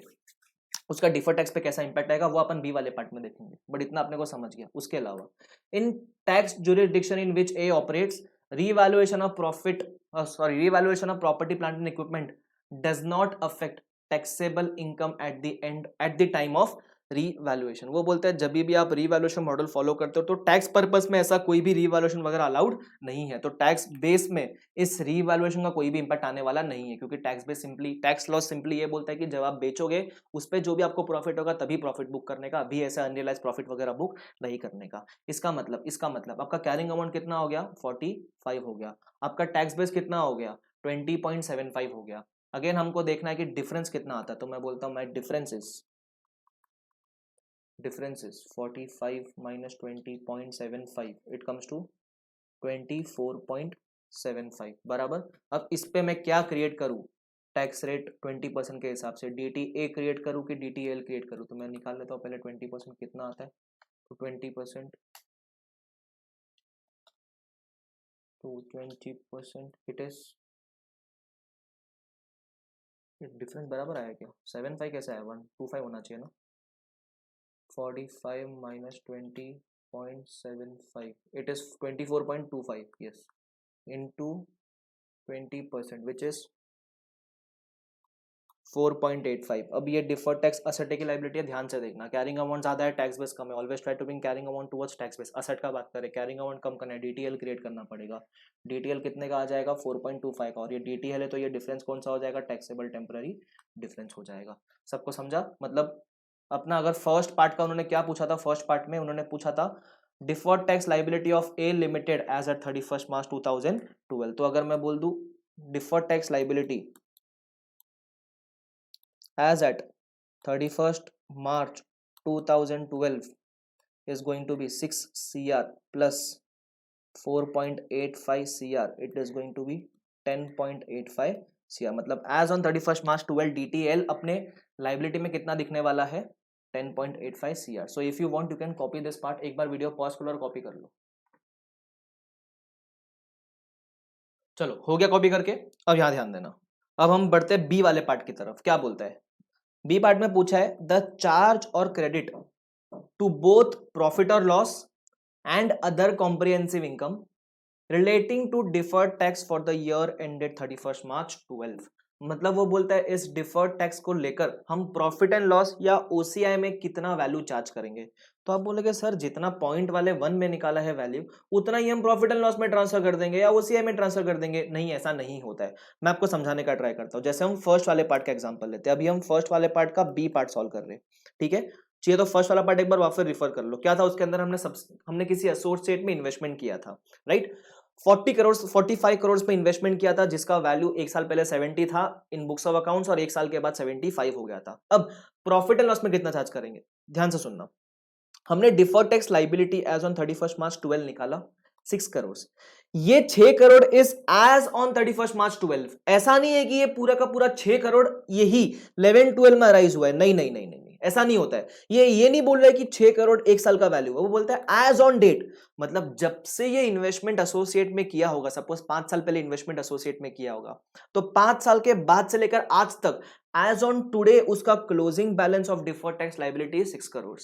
इसका मतलब हमको क्या पूछा गया है, ये वाले साल में 31 मार्च 12 वाले साल में, ये वाले ईयर एंड में हमने एक्स्ट्रा डीटीएल कितना क्रिएट किया होगा या डीटीएल कुछ रिवर्स हुआ होगा, ये करंट ईयर का पूछ रहे हैं। अभी ऊपर वाले केस में एज एट 31 मार्च 12 मतलब closing balance of deferred tax पूछा था। बी वाले पार्ट में वो पूछता है करंट ईयर में कितना डिफर्ड टैक्स या कितना deferred tax asset liability create हुआ है और प्रॉफिट एंड लॉस में गया है। ध्यान देना कैसे निकालेंगे। हम बी वाला पार्ट आंसर कर रहे हैं। सबसे पहले बात करते हैं कैसे निकालेंगे इसको, ध्यान देना। हमको सिर्फ करंट ईयर का चाहिए, तो करंट ईयर का कैसे मिलेगा। अगर मैं बोल दूं कि मैं अगर 31 मार्च 11 का जो भी डिफर्ड टैक्स था उसको अगर मैं 31 मार्च 12 के डिफर्ड टैक्स से कंपेयर कर लूं, सपोज यहां डिफर्ड टैक्स था for example 10 CR deferred tax liability, या वो हो गई 12 सीआर, तो मुझे बताओ करंट ईयर में डिफर्ड टैक्स लाइबिलिटी एक्स्ट्रा कितना हुआ 2 सीआर, तो हम करंट ईयर में सिर्फ 2 सीआर एक्स्ट्रा बुक करेंगे, बराबर। क्योंकि जो प्रीवियस ईयर के 10 करोड़ में अगर हम 2 करोड़ का सीआर करंट ईयर में बुक कर लेवे तो क्लोजिंग बैलेंस कितना आ जाएगा, 12 सीआर आ जाएगा कि नहीं आ जाएगा, आ जाएगा, बराबर। ये उसका लॉजिक है। वो पूछता है करंट ईयर में कितना डीटीएल डीटीए क्रिएट किया जाए और प्रॉफिट एंड लॉस में ट्रांसफर किया जाए, बराबर। अब ये सब समझने में उनको दिक्कत नहीं होगी जो ऑलरेडी अच्छी तरीके से पढ़ चुके हैं। मैं लेकिन थोड़ा ज्यादा एक्सप्लेन इसलिए करता हूं ताकि मैं अज्यूम करता हूं कि शायद किसी ने ढंग से नहीं पढ़ा होगा तो उसको भी ये पार्ट समझ जाए। चलो ठीक है, अब देखना कैसे करेंगे। सबसे पहले मैं बात करता हूं कैरिंग अमाउंट का। कैरिंग अमाउंट ऑन 31/3/11 बोल दो या 1/4/12 बोल या 1/4/11 बोल दो, बराबर कितना था 70 सीआर। हम वो इन्वेस्टमेंट इन एसोसिएट वाले का बात कर रहे हैं। टैक्स बेस कितना था ये साल में, टैक्स बेस तो मैं बोला था जो आपका डे वन का कॉस्ट है वही हमेशा टैक्स बेस रहने वाला, उसमें कुछ चेंजेस रहने वाला नहीं है, बराबर। तो उस केस में टैक्स बेस हो गया 45 सीआर। डिफरेंस टेम्पररी डिफरेंस कितना आ गया 25 सीआर का। तो इस केस में डिफर्ड टैक्स लाइबिलिटी कितना होता, लाइबिलिटी कैसे हुआ अब आप कंप्यूट कर सकते हो, आपको आता है अभी मैं अज्यूम करता हूँ ये चीज, तो होता वो 5 का, बराबर। उसके बाद अगर मैं बात करूँ 31/3/12, ये 75 हो गया, ये तो 45 ही रहा, ये 30 हो गया और मेरा डीटीएल कितना हो गया 6 सीआर का हो गया, बराबर। तो उस केस में मैं बोलूं मेरा पिछले साल डीटीएल 5 था, ये साल 6 हो गया, तो कितने से डीटीएल इंक्रीज हुआ, तो मैं बोलता हूं इंक्रीज इन डीटीएल 1 सीआर। तो अब मैं इस 1 सीआर का एंट्री क्या मारूंगा तो हम 1 सीआर का एंट्री मारेंगे, डिफर्ड टैक्स क्रिएट करना, लाइबिलिटी क्रिएट करना, तो डीटीएल हो जाएगा और डेबिट हो जाएगा प्रॉफिट एंड लॉस एक्सपेंस। तो आप बोलोगे deferred tax expense account debit, ये एक्सपेंस जाएगा प्रॉफिट एंड लॉस में 1 सीआर, तो डिफर्ड टैक्स लाइबिलिटी 1 सीआर। सबको समझा अपन ने क्या किया। देखो ना, अगर अपना पिछले साल का क्लोजिंग डीटीएल वाज 5 सीआर, अगर मैं ये एंट्री मारूंगा जिसकी वजह से मेरा डीटीएल 1 सीआर से और इंक्रीज हो जाएगा, तो मुझे बताओ ये साल के एंड पे मेरा डीटीएल का क्लोजिंग बैलेंस कितना दिखेगा, ऑटोमेटिकली 6 सीआर दिखेगा ना यार। तो जब हमको फर्स्ट वाला पार्ट पूछा था ना तो हमको पूछ रहे थे क्लोजिंग बैलेंस कितना है, और सेकंड वाले पार्ट में पूछते कि करंट ईयर में उसका कितना इंपैक्ट है, तो करंट ईयर में सिर्फ 1 सीआर का इंपैक्ट है जो कि कहाँ जाएगा, प्रॉफिट एंड लॉस में जाएगा। अच्छा सर, ये प्रॉफिट एंड लॉस में क्यों जाता है, बिकॉज जब हम अपने बुक्स ऑफ अकाउंट्स में ये जो भी इन्वेस्टमेंट है वो इंक्रीज या डिक्रीज करते हैं, तो वो इंक्रीज डिक्रीज को हम कहाँ बुक करते हैं, प्रॉफिट एंड लॉस में। तो उस इंक्रीज डिक्रीज का रिलेटेड डिफर्ड टैक्स भी जाता है प्रॉफिट एंड लॉस में। चलो ठीक है, अब हम पढ़ते हैं सेकंड वाले के बी वाली पार्ट की तरफ। हेड ऑफिस वाला बिल्डिंग, उसका भी तो बी पार्ट निकालना है ना, उसका भी तो हमने क्लोजिंग तो निकाल लिया, डिफर्ड टैक्स कितना है 4.85, बट करंट ईयर में कितना इंपैक्ट आया, करंट ईयर में कितना इंक्रीज डिक्रीज हुआ वो भी हमको निकालना पड़ेगा। अब सेकंड वाला पार्ट तो आपके लिए बहुत ज्यादा इंपॉर्टेंट बन जाता है, बिकॉज जैसे जैसे करूंगा वैसे वैसे आपको समझता हुआ चलेगा, लेकिन बहुत ज्यादा इंपॉर्टेंट है वो पार्ट, ध्यान से देखना, इधर दिल थाम के बैठना। अभी देखो क्या बोलता है वो, the building is revalued every year on 31 मार्च, ठीक है वो सब ठीक है। ऑन कैरिंग अमाउंट कितना था एक साल पहले मैं यहाँ बोल देता हूँ माई कैरिंग अमाउंट बी वाले पार्ट का 31,311 को मेरा कैरिंग अमाउंट वॉज 40 CR।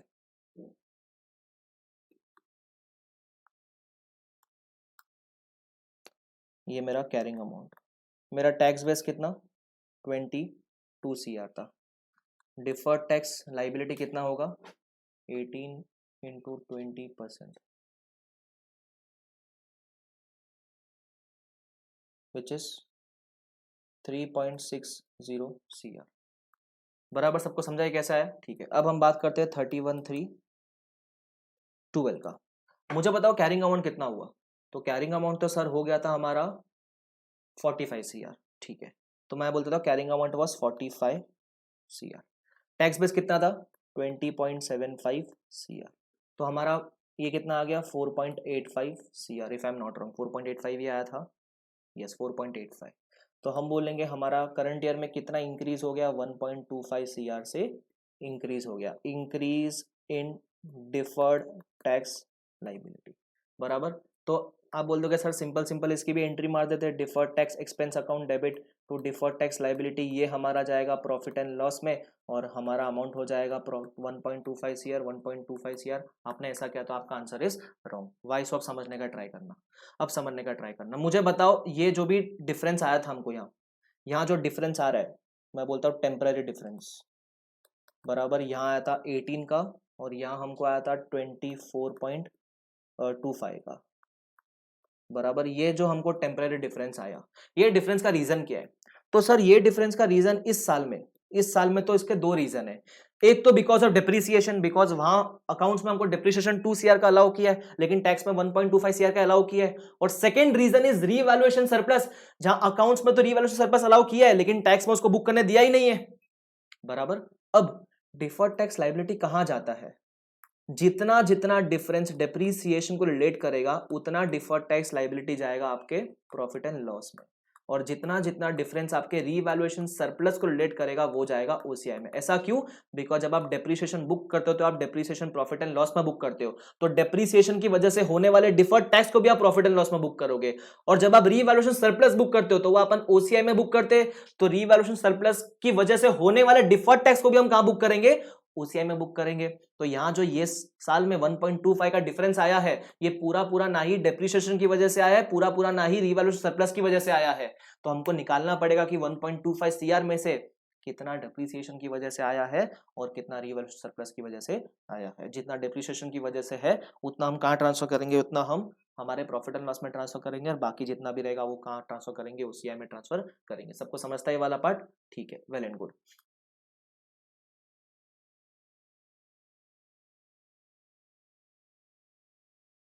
सबको समझा गया वाला पार्ट? ठीक है, अब मैं आपको सिखाता हूं वो निकालेंगे कैसे हम। सबसे पहले मैं लिख देता हूं डिफरेंस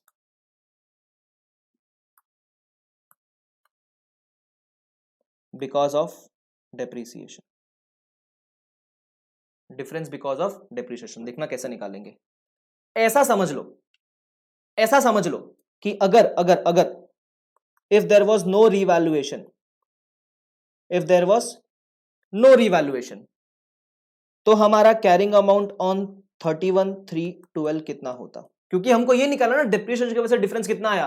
तो मान लो अगर रीवैल्यूएशन करते ही नहीं ये साल में तो हमारा कैरिंग अमाउंट कितना होता? आपको पता रहेगा तो मैंने ऊपर निकाला हुआ है ऑलरेडी।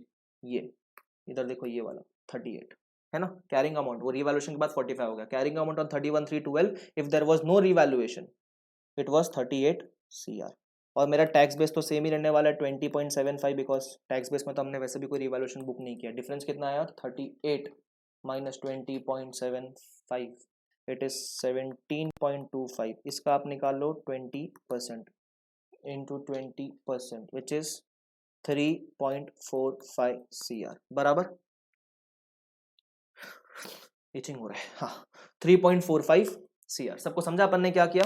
ठीक है, अब इस 3.45 को आप सिर्फ इससे कंपेयर करो 3.60 से, बिकॉज ये अपना क्लोजिंग है विदाउट रिवैल्यूएशन और ये अपना ओपनिंग है विदाउट रिवैल्यूएशन। तो कहीं ना कहीं अब अगर मैं यहां ऐसा लिख दूं, क्या इसको मिटा देता हूं मैं एक बार के लिए, ठीक है मैं यहां लिख देता हूं ये पूरा पार्टी में मिटा देता हूं अभी एक बार के लिए, ठीक है मैं यहां लिखता हूं 31,312 को ओनली कॉज ऑफ डेप्रीसिएशन या विदाउट रिवैल्यूएशन, विदाउट रिवैल्यूएशन बराबर। कैरिंग अमाउंट कितना था 38, टैक्स बेस 20.75, डिफरेंस 17.25, ये आया 3.45। मतलब हमारा डीटीएल कम हो गया तो कितने से कम हुआ 0.15 से कम हुआ, तो कहीं ना कहीं हमारा डीटीएल 3.60 से 3.45 हो गया, तो हमको क्या करना पड़ेगा, इसका रिवर्सल करना पड़ेगा। तो रिवर्सल कैसे करेंगे हम, रिवर्सल करेंगे हम ये बोल के कि डीटीएल रिवर्सल, डीटीए मत बुक करना, DTL reversal to deferred tax expense. ये 0.15 आप डायरेक्टली भी निकाल सकते थे। आप कैसे निकाल सकते थे, आप बोल सकते थे हमारा डिप्रीशिएशन में डिफरेंस कितना था करंट ईयर में, अकाउंट्स में अलाउ किया 2, टैक्स में अलाउ किया 1.25, तो इसका आप सीधा सीधा 20% निकाल के भी 0.15 निकाल सकते थे। लेकिन आप ऐसे नहीं करोगे, क्यों नहीं करोगे, बिकॉज आपको फिर समझेगा नहीं कि डीटीएल एक्स्ट्रा क्रिएट करना है 0.15 का, कि डीटीए क्रिएट करना है कि रिवर्सल करना है बराबर। लेकिन जब अपन ने ये वाले मेथड से किया जो मैंने आपको सिखाया, उससे आपको समझा कि पिछले साल में इट वाज 3.60, करंट ईयर में इट बिकेम 3.45, तो कम हो गया है, तो डीटीएल रिवर्सल हो जाता है उस केस में बराबर 0.15 और 0.15 का। सबको समझता है ये वाला पार्ट, ठीक है। अब हम बात करते हैं आफ्टर रिवैल्यूएशन वाले केस में। तो ये सबको समझा क्या 0.15 कैसे आया, एक बार अपन चेक कर लेगा 0.15 आता है कि नहीं आता है। Yes, it is correct. उसके बाद पोस्ट रिवैल्यूएशन का बात करते हैं।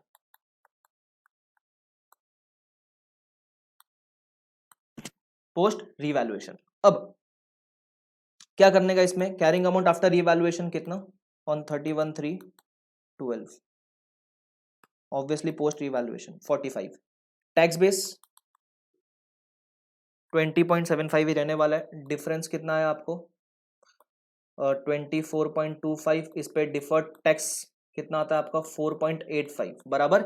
ये तो आपका टोटल डिफर्ड टैक्स हुआ, टोटल डिफर्ड टैक्स। इस टोटल डिफर्ड टैक्स में से हमने ऊपर ही बोला कि 3.45 वाज बिकॉज ऑफ डेप्रीसिएशन, तो रिमेनिंग कितना बचता है 1.40, this is because of revaluation बराबर। सबको समझा क्या अपन ने क्या किया, तो इस केस में अपन क्या क्रिएट करेंगे, डिफर्ड टैक्स लायबिलिटी क्रिएट करेंगे। व्हाई, बिकॉज रीवैल्यूएशन की वजह से कैरिंग अमाउंट बढ़ता है, टैक्स बेस तो यही रह जाता है बराबर। रीवैल्यूएशन की वजह से क्या होता है, कैरिंग अमाउंट बढ़ता है, टैक्स बेस तो यही रह जाता है, तो मुझे कैरिंग अमाउंट वापस से कम करना पड़ेगा to bring it towards tax base. तो क्या क्रिएट करना पड़ेगा, डीटीएल क्रिएट करना पड़ेगा at the rate 20, sorry DTL create करना पड़ेगा। एंट्री कैसे मारेंगे हम, टू डीटीएल और डेबिट करेंगे ओसीआई को, तो कितना रहेगा 1.40 और 1.40। ये जो मेथड मैंने आपको भी बताया पोस्ट रिवैल्यूएशन वाला, this method is as per institute. मैं आपको सिंपल तरीका बताता हूं, इतना झमेला करने का ही नहीं, सीधा बोलने का। रीवैल्यूएशन की वजह से कितने का इंक्रीज होगा कैरिंग अमाउंट में, मैं बोलता 7 का इंक्रीज होगा। कैसे, 38 था 45 हो गया, इस पर निकाल लो 20%, कितना आ गया 1.4 सीआर बराबर। अब मुझे बताओ रीवैल्यूएशन सरप्लस की वजह से कैरिंग अमाउंट बढ़ता है कि कम होता है, कैरिंग अमाउंट बढ़ता है, but my hint is to create deferred tax I have to bring carrying amount towards tax base, तो कैरिंग अमाउंट कम करना है, तो इस केस में क्या क्रिएट करना पड़ेगा, डीटीएल क्रिएट करना पड़ेगा। इतना झमेला करे मत, ऐसे ही कर लो डायरेक्टली बराबर। अब मैं एक रिकंसिलिएशन बना के दिखाता हूं, स्पेशली ये बिल्डिंग वाले पार्ट का रिकंसिलिएशन कैसे, सुनना। ओपनिंग डिटेल कितना था on 1/4/11, yes it was 3.6 CR बराबर। उसके बाद ड्यूरिंग द ईयर एक तो मैंने डीटीएल रिवर्सल किया कितना 0.15 का, और एक तो मैंने डीटीएल क्रिएट किया बराबर, ये क्रिएट किया मैंने बिकॉज ऑफ रीवैल्यूएशन 1.4 का, तो मेरा क्लोजिंग कितना आएगा 4.85। Obviously this closing should match with your part A जो अपने क्लोजिंग कंप्यूट किया था। सबको समझा गया ये वाला पार्ट, यस। तो बी वाला पार्ट प्लीज आप अपने एंड से भी प्रैक्टिस करना, बिकॉज थोड़ा सा ट्रिकी है बी वाला पार्ट, स्पेशली उनके लिए जिनको प्रोविजन पहले से नहीं पता थे, जिनको पता थे वो तो ऐसे कर जाएंगे। सबको समझा ये वाला पार्ट, ठीक है। तो आप एक बार बी वाला पार्ट कॉपी कर सकते, आपको चाहिए तो मैंने कैसे किया हुआ है। This is without revaluation first part, जहां हमने देखा कि डेप्रिसिएशन की वजह से कितना आता है 0.15 का रिवर्सल आता है, और पोस्ट रिवैल्यूएशन वाले में ये ऐसा रहेगा, carrying amount 45, tax base 20.75, difference है तो टोटल डिफरेंस है बराबर। This is total difference, this is total DTL, उसमें से डेप्रिसिएशन की वजह से 3.45 ऑलरेडी निकाल चुके हैं, तो remaining was because of revaluation. या आप डायरेक्टली भी निकाल सकते थे, मेरा रीवैल्यूएशन सरप्लस करंट ईयर में कितना था, तो मेरा revaluation surplus in current year was 7 CR, उस पर 20% निकालो 1.4, डीटीएल क्रिएट करो। क्रिएट डीटीएल क्यों करना पड़ेगा, मैंने आपको लॉजिक बताया उस चीज का। सबको समझाए वाला part, yes we are done with question number 24। 4 as well. Mark this as very very very important, a very good question, a very important question. Please इसको करके जाना, ये डेफिनेटली 4 से 5 या 6 या 8 मार्क का भी आ गया तो भी I won't be amazed in this question. Clear है वाला पार्ट? ठीक है, चलो एक बार आपको चाहिए तो सोल्यूशन भी आप इंस्टीट्यूट का रिफर कर सकते हो. चलो, so now we will move on to the next question which is question number 25, right. हम 23 वाला जो क्वेश्चन था याद रखना, वो बाद में करेंगे, अपन उसको पेंडिंग रखा हुआ है, सबसे लास्ट में करेंगे वो question, right. Let's move on to question number 25. देखते क्या बोलता है. वो बोलता है K limited prepares consolidated financial statements. अच्छा ठीक है, मतलब के एक पेरेंट कंपनी होगा जो अपना इंडिविजुअल फाइनेंशियल स्टेटमेंट्स भी बनाता है, कंसोलिडेटेड फाइनेंशियल स्टेटमेंट्स भी बनाता है. To 31st March each year during the year ended 31st March 12 K limited entered into the following transaction. 3 तरह के ट्रांजैक्शन दिए गए, मैंने आपको बताया था जब भी ऐसे मल्टीपल ट्रांजैक्शन होंगे या बड़ा सम होगा, सबसे पहले देख लेना क्या चाहते हैं इन लोग. तो हम देख लेते हैं वो क्या बोलता है. वो बोलता है explain and show how the consequences, how the tax consequences current and deferred. मतलब उनको चाहिए इस केस में जो भी ABC तीनों ट्रांजैक्शन है उसमें जो भी करंट टैक्स का कॉन्सिक्वेंस है और जो भी डिफर्ड टैक्स का कॉन्सिक्वेंसेस है. जितने भी अपन ने ऊपर क्वेश्चंस किए वहां हम सिर्फ डिफर्ड टैक्स का बात कर रहे थे, यहां उनको करंट टैक्स भी चाहिए, बराबर. अच्छा, करंट टैक्स मतलब क्या? जो भी आपको टैक्स आपके टैक्सेबल प्रॉफिट के ऊपर पे करना होता है उसको हम क्या बोलते हैं? करंट टैक्स बोलते हैं. ध्यान रखना, जो भी आपको अपने टैक्सेबल प्रॉफिट के ऊपर करंट ईयर में टैक्स भरना है उसको करंट टैक्स बोलेंगे, बराबर. वो भी चाहिए और डिफर्ड टैक्स भी चाहिए. Of the 3 transactions would be reported in the statement of profit and loss and OCI for the year ended 31st March 12 assume tax rate of 25%. ठीक है, हमने देख लिया उनको क्या चाहिए. अब पढ़ते हुए चलते हैं. सबसे पहला वाला केस वो क्या बोलता है.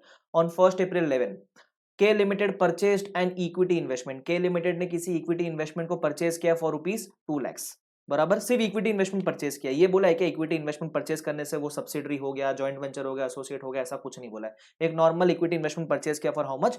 2 lakh. The investment was designated as fair value through other comprehensive income. इसका मतलब होता है, हम फाइनेंशियल इंस्ट्रूमेंट में पढ़ चुके ऑलरेडी ये चीज. इसका मतलब इस इन्वेस्टमेंट, इस इक्विटी इन्वेस्टमेंट पे जो भी गेन लॉस होने वाला है वो कहां जाने वाला है? गेन लॉस OCI में जाने वाला है, बराबर. ठीक है, आगे बढ़ते. On 31st March 12 year end पे the fair value of the investment was 2,40,000. इसका मतलब करंट ईयर में इस इन्वेस्टमेंट के ऊपर कुछ गेन हुआ रहेगा तो गेन हमने कहां ट्रांसफर किया रहेगा? 40,000 का गेन. ये 40,000 का गेन हमने OCI में ट्रांसफर किया होगा. सबको समझा ये वाला पार्ट? ठीक है. इसका मतलब हमारे ईयर एंड पे बुक्स ऑफ अकाउंट्स में कैरिंग अमाउंट क्या रहेगी? कैरिंग अमाउंट 2,40,000 रहेगी. तो मैं यहाँ लिख भी देता हूँ ना, साथ में चलते ऐसे लिखते हुए. Carrying amount on 31/3/12 it will be how much? It will be 2,40,000. आगे बढ़ते हैं. वो बोलता है इन टैक्स जुरिस्डिक्शन, अभी टैक्स बेस का बात करने वाला है वो, in which K limited operates unrealised gains and losses arising on the revaluation of investment are not taxable. मतलब वो बोलता है टैक्स जुरिस्डिक्शन में हम ऐसे अनरियलाइज गेन लॉस बुक नहीं करते, वो टैक्सेबल नहीं है unless this investment are sold. मतलब ऐसे गेन लॉस को हम तब टैक्स करेंगे जब वो अल्टीमेटली सेल होगा. तो जो सेल होगा तब जो भी गेन लॉस होगा उस पर टैक्स लगाएंगे. ऐसे अनरियलाइज गेन लॉस पे हम एवरी ईयर टैक्स लगाने वाले नहीं है. ऐसा कौन बोलता है? ऐसा टैक्स जुरिस्डिक्शन में बोलता है. K limited has no intention of selling the investment in the foreseeable future. उसका इंटेंशन से कुछ फर्क नहीं पड़ता है. हाँ, इंटेंशन से फर्क तब पड़ता है जब ये इन्वेस्टमेंट कोई सब्सिडरी, एसोसिएट या जॉइंट वेंचर होता है. यहाँ कोई भी फर्क इसको पड़ने वाला नहीं है. ठीक है, इसका मतलब टैक्स बेस हमारा कितना हो जाएगा? टैक्स बेस हमारा it is going to stay at 2 lakh. Why? Because हमने टैक्स में कोई भी प्रॉफिट लॉस बुक नहीं किया है. ठीक है, डिफरेंस कितना आ गया हमारा? डिफरेंस आ गया 40,000 का. मैं इस पे लगा देता हूं टैक्स रेट. How much? 25% का टैक्स रेट लगा देता हूं. मेरा आ जाएगा deferred tax. How much? 10,000. The question is deferred tax asset है कि लाइबिलिटी है? The answer is going to be deferred tax liability. Why? Carrying amount है, टैक्स बेस है, असेट की बात कर रहे हैं. असेट का carrying amount towards tax base लाना है तो कैरिंग अमाउंट कम करना पड़ेगा. तो क्या क्रिएट करना पड़ेगा? लाइबिलिटी क्रिएट करना पड़ेगा. और अगर ये डिफर्ड टैक्स लाइबिलिटी है तो हम इस डिफरेंस को क्या बोलेंगे? टैक्सेबल टेम्पररी डिफरेंस बोलेंगे. ये तो बात हो गई डिफर्ड टैक्स की. लेकिन सिर्फ डिफर्ड टैक्स पूछा है क्या? The answer is no. क्या पूछा? साथ में करंट टैक्स भी पूछा है. मैंने बताया था करंट टैक्स का मतलब वो होता है जो भी टैक्स हम टैक्सेबल प्रॉफिट के ऊपर पे करेंगे। सोच समझ के बताना, पहले वाले ट्रांजैक्शन में कोई टैक्सेबल प्रॉफिट हुआ है क्या? नहीं, वो खुद ही बोलता है कि हम टैक्स में प्रॉफिट तब लगाएंगे जब इन्वेस्टमेंट को अल्टीमेटली बेचेंगे। फर्स्ट ट्रांजैक्शन में ईयर एंड तक इन्वेस्टमेंट को बेचा ही नहीं है, जब बेचा ही नहीं है तो कोई टैक्सेबल प्रॉफिट हुआ ही नहीं है, तो उस केस में टैक्सेबल प्रॉफिट आपका कितना है? 0। तो उस केस में करंट टैक्स आपका कितना रहने वाला है? निल रहने वाला है। This was your first case, जहां आपका करंट टैक्स आया निल, डिफर्ड टैक्स लाइबिलिटी आया 10,000 का। आंसर चेक कर लेगा अपन अपना। चलो ठीक है, सोल्यूशन में देखो क्या बोलता है। सोल्यूशन में बोलता है because there is an unrealised gain on revaluation of equity investment is not taxable until sold, there are no current tax consequences. Current tax 0 है, डिफर्ड टैक्स कितना है आपका? 10,000 का है, बराबर। उसके अलावा एक और इंपॉर्टेंट चीज, ये डिफर्ड टैक्स को हम ट्रांसफर कहाँ करेंगे? ये डिफर्ड टैक्स को एक इफेक्ट हो जाएगा लाइबिलिटी में, दूसरा इफेक्ट प्रॉफिट एंड लॉस में जाएगा कि ओसीआई में जाएगा? दूसरा इफेक्ट जाएगा ओसीआई में। क्यों? मैंने बताया था ये डिफरेंस अराइज क्यों हुआ? ये डिफरेंस अराइज हुआ है गेन की वजह से, और ये 40,000 का गेन को, 40,000 के गेन को हमने कहां ट्रांसफर किया रहेगा? गेन को ओसीआई में ट्रांसफर किया था। तो उस केस में जब गेन भी ओसीआई में गया था, तो गेन की वजह से होने वाला जो डिफर्ड टैक्स कॉन्सिक्वेंस है उसका भी सेकंड इफेक्ट कहां जाएगा? ओसीआई में जाएगा। इसका मतलब अगर मैं इसकी जर्नल एंट्री आपको पास करके दिखाऊं, मेरी एक आदत है, मैं सारा account generally journal entry point of view से सिखाता हूं, बिकॉज वही सही तरीका है पढ़ने का। तो उस केस में हमारा एंट्री क्या आ जाएगा? बोल दूंगा टू डिफर्ड टैक्स लाइबिलिटी, बराबर, क्योंकि लाइबिलिटी क्रिएट करना है तो क्रेडिट करना पड़ेगा, और डेबिट क्या कर दूंगा? मैं डेबिट कर दूंगा ओसीआई। सबको समझाए वाला पार्ट मैं बोल दूंगा डिफर्ड टैक्स एक्सपेंस, हो जाएगा ओसीआई में। अमाउंट रहेगा 10,000 और 10,000। Is everyone clear with this? The answer is yes. तो ये हमारा हो गया first part. Now we move on to the second part. Please second part को आप एलडीआर मार्क कर देना। Second part is very very very important, ध्यान देना। On 1 August 11 K limited sold goods to A limited. K ने बेचा ए को, अ wholly owned subsidiary. मतलब के ने किसको बेचा? ए को, और ए कौन है के का? के अगर पेरेंट है तो ए सब्सिडरी है, तो मैं बोलता हूं A is a wholly owned subsidiary, जो कि बाजू में लिखा गया भी। इसलिए तो अगर आप फर्स्ट लाइन पढ़ोगे क्वेश्चन का, तो फर्स्ट लाइन में बोलता भी है कि के limited prepares consolidated financial statements. Why? Because के लिमिटेड कहीं ना कहीं एक पेरेंट भी तो है, बराबर। ठीक है, आगे बात करते हैं। किसको बेचा? पेरेंट ने सब्सिडरी को बेचा in the same tax jurisdiction as K limited. कितने में बेचा? For 80,000। 80,000 becomes the selling price. ठीक है, उसके बाद the goods had cost of 64,000। K ने 64,000 का गुड्स कितने में बेचा? 80,000 में बेचा। तो प्रॉफिट कितना हुआ? प्रॉफिट हुआ 16,000 का। ये प्रॉफिट किसको हुआ? के लिमिटेड को हुआ, बराबर। बाय 31 मार्च 12 के A limited had sold 40% of this goods, selling the remaining during next year. मतलब ये जो करंट ईयर का एंड है, 31 मार्च 12 का जो एंड है, उसमें ए लिमिटेड ने कितने गुड्स बेचे? सिर्फ और सिर्फ 40% बेचे। मैं समझाता हूं ये क्यों दिया, क्यों दिया गया है ये, बराबर। सबसे पहले हम बी वाले पार्ट का बात करते हैं।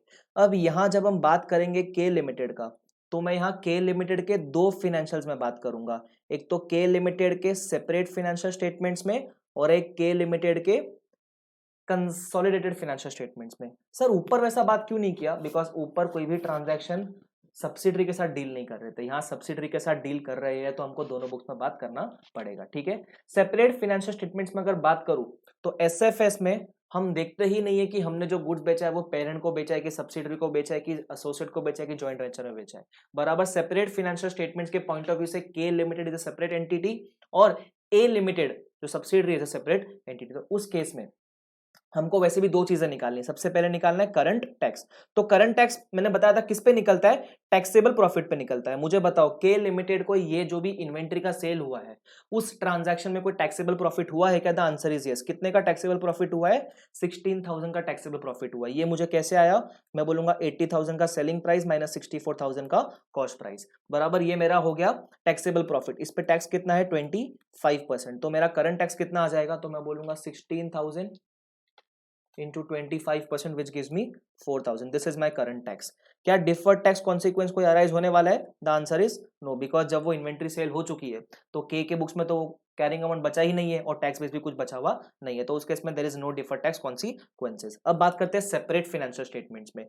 सेपरेट फाइनेंशियल स्टेटमेंट्स में के लिमिटेड प्लस ए लिमिटेड ये दोनों होता है। व्हाई? बिकॉज जब हम कंसोलिडेटेड फाइनेंशियल स्टेटमेंट बनाते हैं, सीएफएस बनाते हैं, तो हम एज अ ग्रुप देखते हैं। तो मुझे बताओ, जब ये इन्वेंट्री के ने ए को सेल किया, जब ये इन्वेंट्री के ने एल को सेल किया, के ने ए को सेल किया, तो ग्रुप पॉइंट ऑफ व्यू से तो वो इन्वेंट्री कहां रह गया, ग्रुप के अंदर ही रह गया, बराबर। लेकिन उन्होंने एक इंफॉर्मेशन दिया हुआ है कि as on 31 March 12 40% of goods has been sold by A limited to third party, ऐसे अज्यूम कर लेते हैं, बराबर। ये चीज दिया गया है। अब ये इंफॉर्मेशन रेलिवेंट क्यों हो जाती है, ध्यान रखना, जब भी सीएफएस में कोई इंटर कंपनी ट्रांजैक्शन होता है, बराबर, कोई इंटर कंपनी सेल परचेज होता है, और अगर वो सेल परचेज का जो भी गुड्स है, अगर वो ईयर एंड पे स्टॉक में ही पड़ा है, वापस ध्यान से सुनना, अगर सीएफएस के पॉइंट ऑफ व्यू से कोई पेरेंट सब्सिडरी में इंटर कंपनी सेल परचेज होता है, और ये सेल परचेज में जो भी गुड्स सेल हुआ है या परचेज हुआ है, अगर वो goods overall point of view से ग्रुप के अंदर ही है एज ऑन ईयर एंड, तो उस गुड्स पे हमको अनरियलाइज प्रॉफिट क्या करना पड़ता है, एलिमिनेट करना पड़ता है। वापस से रिपीट करता हूं, अगर सीएफएस पॉइंट ऑफ व्यू से पेरेंट सब्सिडरी के बीच में कोई भी सेल परचेस हुआ है और वो इन्वेंट्री ईयर एंड पे ग्रुप के बाहर नहीं गई है, तो उस इन्वेंट्री के ऊपर हमको क्या करना पड़ेगा, हमको अनरियलाइज प्रॉफिट एलिमिनेट करना पड़ेगा। ये कौन सा इंड एस बोलता है, ये इंड एस 110 बोलता है, कंसोलिडेटेड फाइनेंशियल स्टेटमेंट बात करता है, बराबर। मतलब सीएफएस में ग्रुप पॉइंट ऑफ व्यू से हमको उस इन्वेंट्री के वैल्यू में से जो कि सिर्फ और सिर्फ ईयर एंड पे आउटस्टैंडिंग है, उस पे यूआरपी क्या करना पड़ेगा, अनरियलाइज प्रॉफिट एलिमिनेट करना पड़ेगा, बराबर, ठीक है। तो अगर मैं बात करूं ईयर एंड पे 31 मार्च 12 को, मुझे बताओ कितना इन्वेंट्री हमारे बुक्स ऑफ अकाउंट्स में पड़ा हुआ है। तो मैं बताता हूं कि मेरे पास सबसे पहले कितने का इन्वेंट्री परचेज किया था, 80,000 का परचेज किया था, बराबर। इसमें से कितना बिक गया, इसमें से बिक गया 40%, तो मैं बोलूंगा इसका 40% बिक गया, विच इज 32,000 का इन्वेंट्री सेल हो गया। तो मैं बोलूं आउटस्टैंडिंग इन्वेंट्री कितनी बची, 48,000 की। This is on year and, बराबर। लेकिन लेकिन लेकिन लेकिन अब ये जो भी इन्वेंट्री आउटस्टैंडिंग है, इस पे मुझे अनरियलाइज्ड प्रॉफिट क्या करना पड़ेगा, एलिमिनेट करना पड़ेगा। अनरियलाइज प्रॉफिट क्या करना पड़ेगा, एलिमिनेट करना पड़ेगा। तो एक तो ये तरीका है कि मैं देखूं कि प्रॉफिट मार्जिन कितना था और उसके बेसिस पे अनरियलाइज प्रॉफिट एलिमिनेट कर दूं, या फिर मैं डायरेक्टली बोलता हूं ना, कॉस्ट है मेरे पास 64,000, तो मैं बोलता हूं कहीं ना कहीं 64,000 इंटू 60% की इन्वेंट्री हमारे पास आउटस्टैंडिंग पड़ी हुई है, तो मैं बोलूंगा 64,000 इंटू 60%, विच इज 38,400। तो इन शॉर्ट हमारे बुक्स में जितना भी आउटस्टैंडिंग इन्वेंट्री है, जितना भी आउटस्टैंडिंग इन्वेंट्री है, उस पे after deducting, after eliminating unrealised profit, ये बन जाएगा तुम्हारा कैरिंग अमाउंट। सबको समझा गया अपन ने क्या किया, सीएफएस पॉइंट ऑफ व्यू से जो भी इन्वेंट्री आउटस्टैंडिंग है उस पे आपको क्या करना पड़ता है, उस पे आपको अनरियलाइज प्रॉफिट एलिमिनेट करना पड़ता है। बिफोर एलिमिनेटिंग कितना आ रहा था आपका इन्वेंट्री का value, before URP, before eliminating URP, inventory value before eliminating URP, it was 48,000, बराबर। लेकिन एलिमिनेट करने के बाद कितना आएगा, 38,400। तो हम हमारे बुक्स ऑफ अकाउंट्स में कौन से वैल्यू पे इन्वेंट्री दिख रहा है, 38,400 के ऊपर दिख रहा है। लेकिन लेकिन लेकिन टैक्स बेस, अब टैक्स बेस निकालना पड़ेगा। टैक्स बेस क्या बोलता है, टैक्स बेस बोलता है हम ऐसा कोई भी यूआरपी का एलिमिनेशन नहीं करते हैं। तो tax base point of view से मैं बोलूं tax base is going to be 48,000, मतलब tax base is nothing but inventory का value before eliminating URP, because tax base बोलता है कि ऐसा कोई यूआरपी एलिमिनेट नहीं करने का है, करेक्ट। तो उस केस में क्या डिफरेंस अराइज होएगा, the answer is yes. Difference कितने का अराइज होएगा, तो मैं बोलूंगा डिफरेंस अराइज होएगा 38,400 माइनस 48,000 का, विच इज 9,600। अब हमको देखना है कि ये डिफर्ड टैक्स एसेट है कि लाइबिलिटी है। तो पहले तो मैं इनटू टैक्स रेट कर देता हूं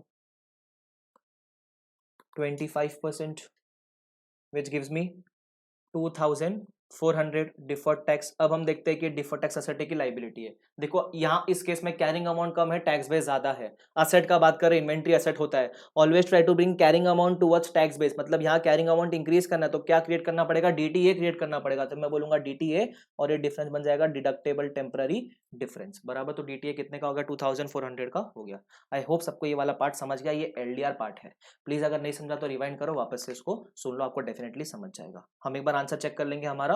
तो हमारे सेकंड वाले केस में सबसे पहले हमारा करंट टैक्स कितना आया था एसएफएस में, 4000 का, और उसके बाद सीएफएस में हमने ऑलरेडी बात कर लिया। तो देखते हैं हमारा कितना आता है। तो उस केस में when K limited sold the goods to A limited, current tax liability कितना हो गया फॉर के लिमिटेड अंडर ग्रुप 4000 रुपीज, ठीक है। सीएफएस के अंदर हम अगर बात करेंगे तो there is a potential deferred tax asset of 2400, वो भी बात इन्होंने कर लिया है। सबको समझा ये वाला पार्ट। मैं थियरी पूरा नहीं पढ़ रहा हूँ बिकॉज वो आप पढ़ सकते हो, बट आपको कैलकुलेशन समझना चाहिए। क्लियर ये वाला पार्ट, ठीक है। Done with the part number B. Now we move on to the part number C. Part number C easy, इतना कुछ कॉम्प्लिकेटेड नहीं है उसके अंदर। ध्यान देना क्या बोलता है। On 31 March 11 K limited received rupees 2 lakhs from a customer. 31 अक्टूबर 2011 को के लिमिटेड को क्या मिला है, 2 लाख रुपया मिला है कस्टमर से। The payment was in respect of services to be provided by K limited from 1 November to 31 जुलाई।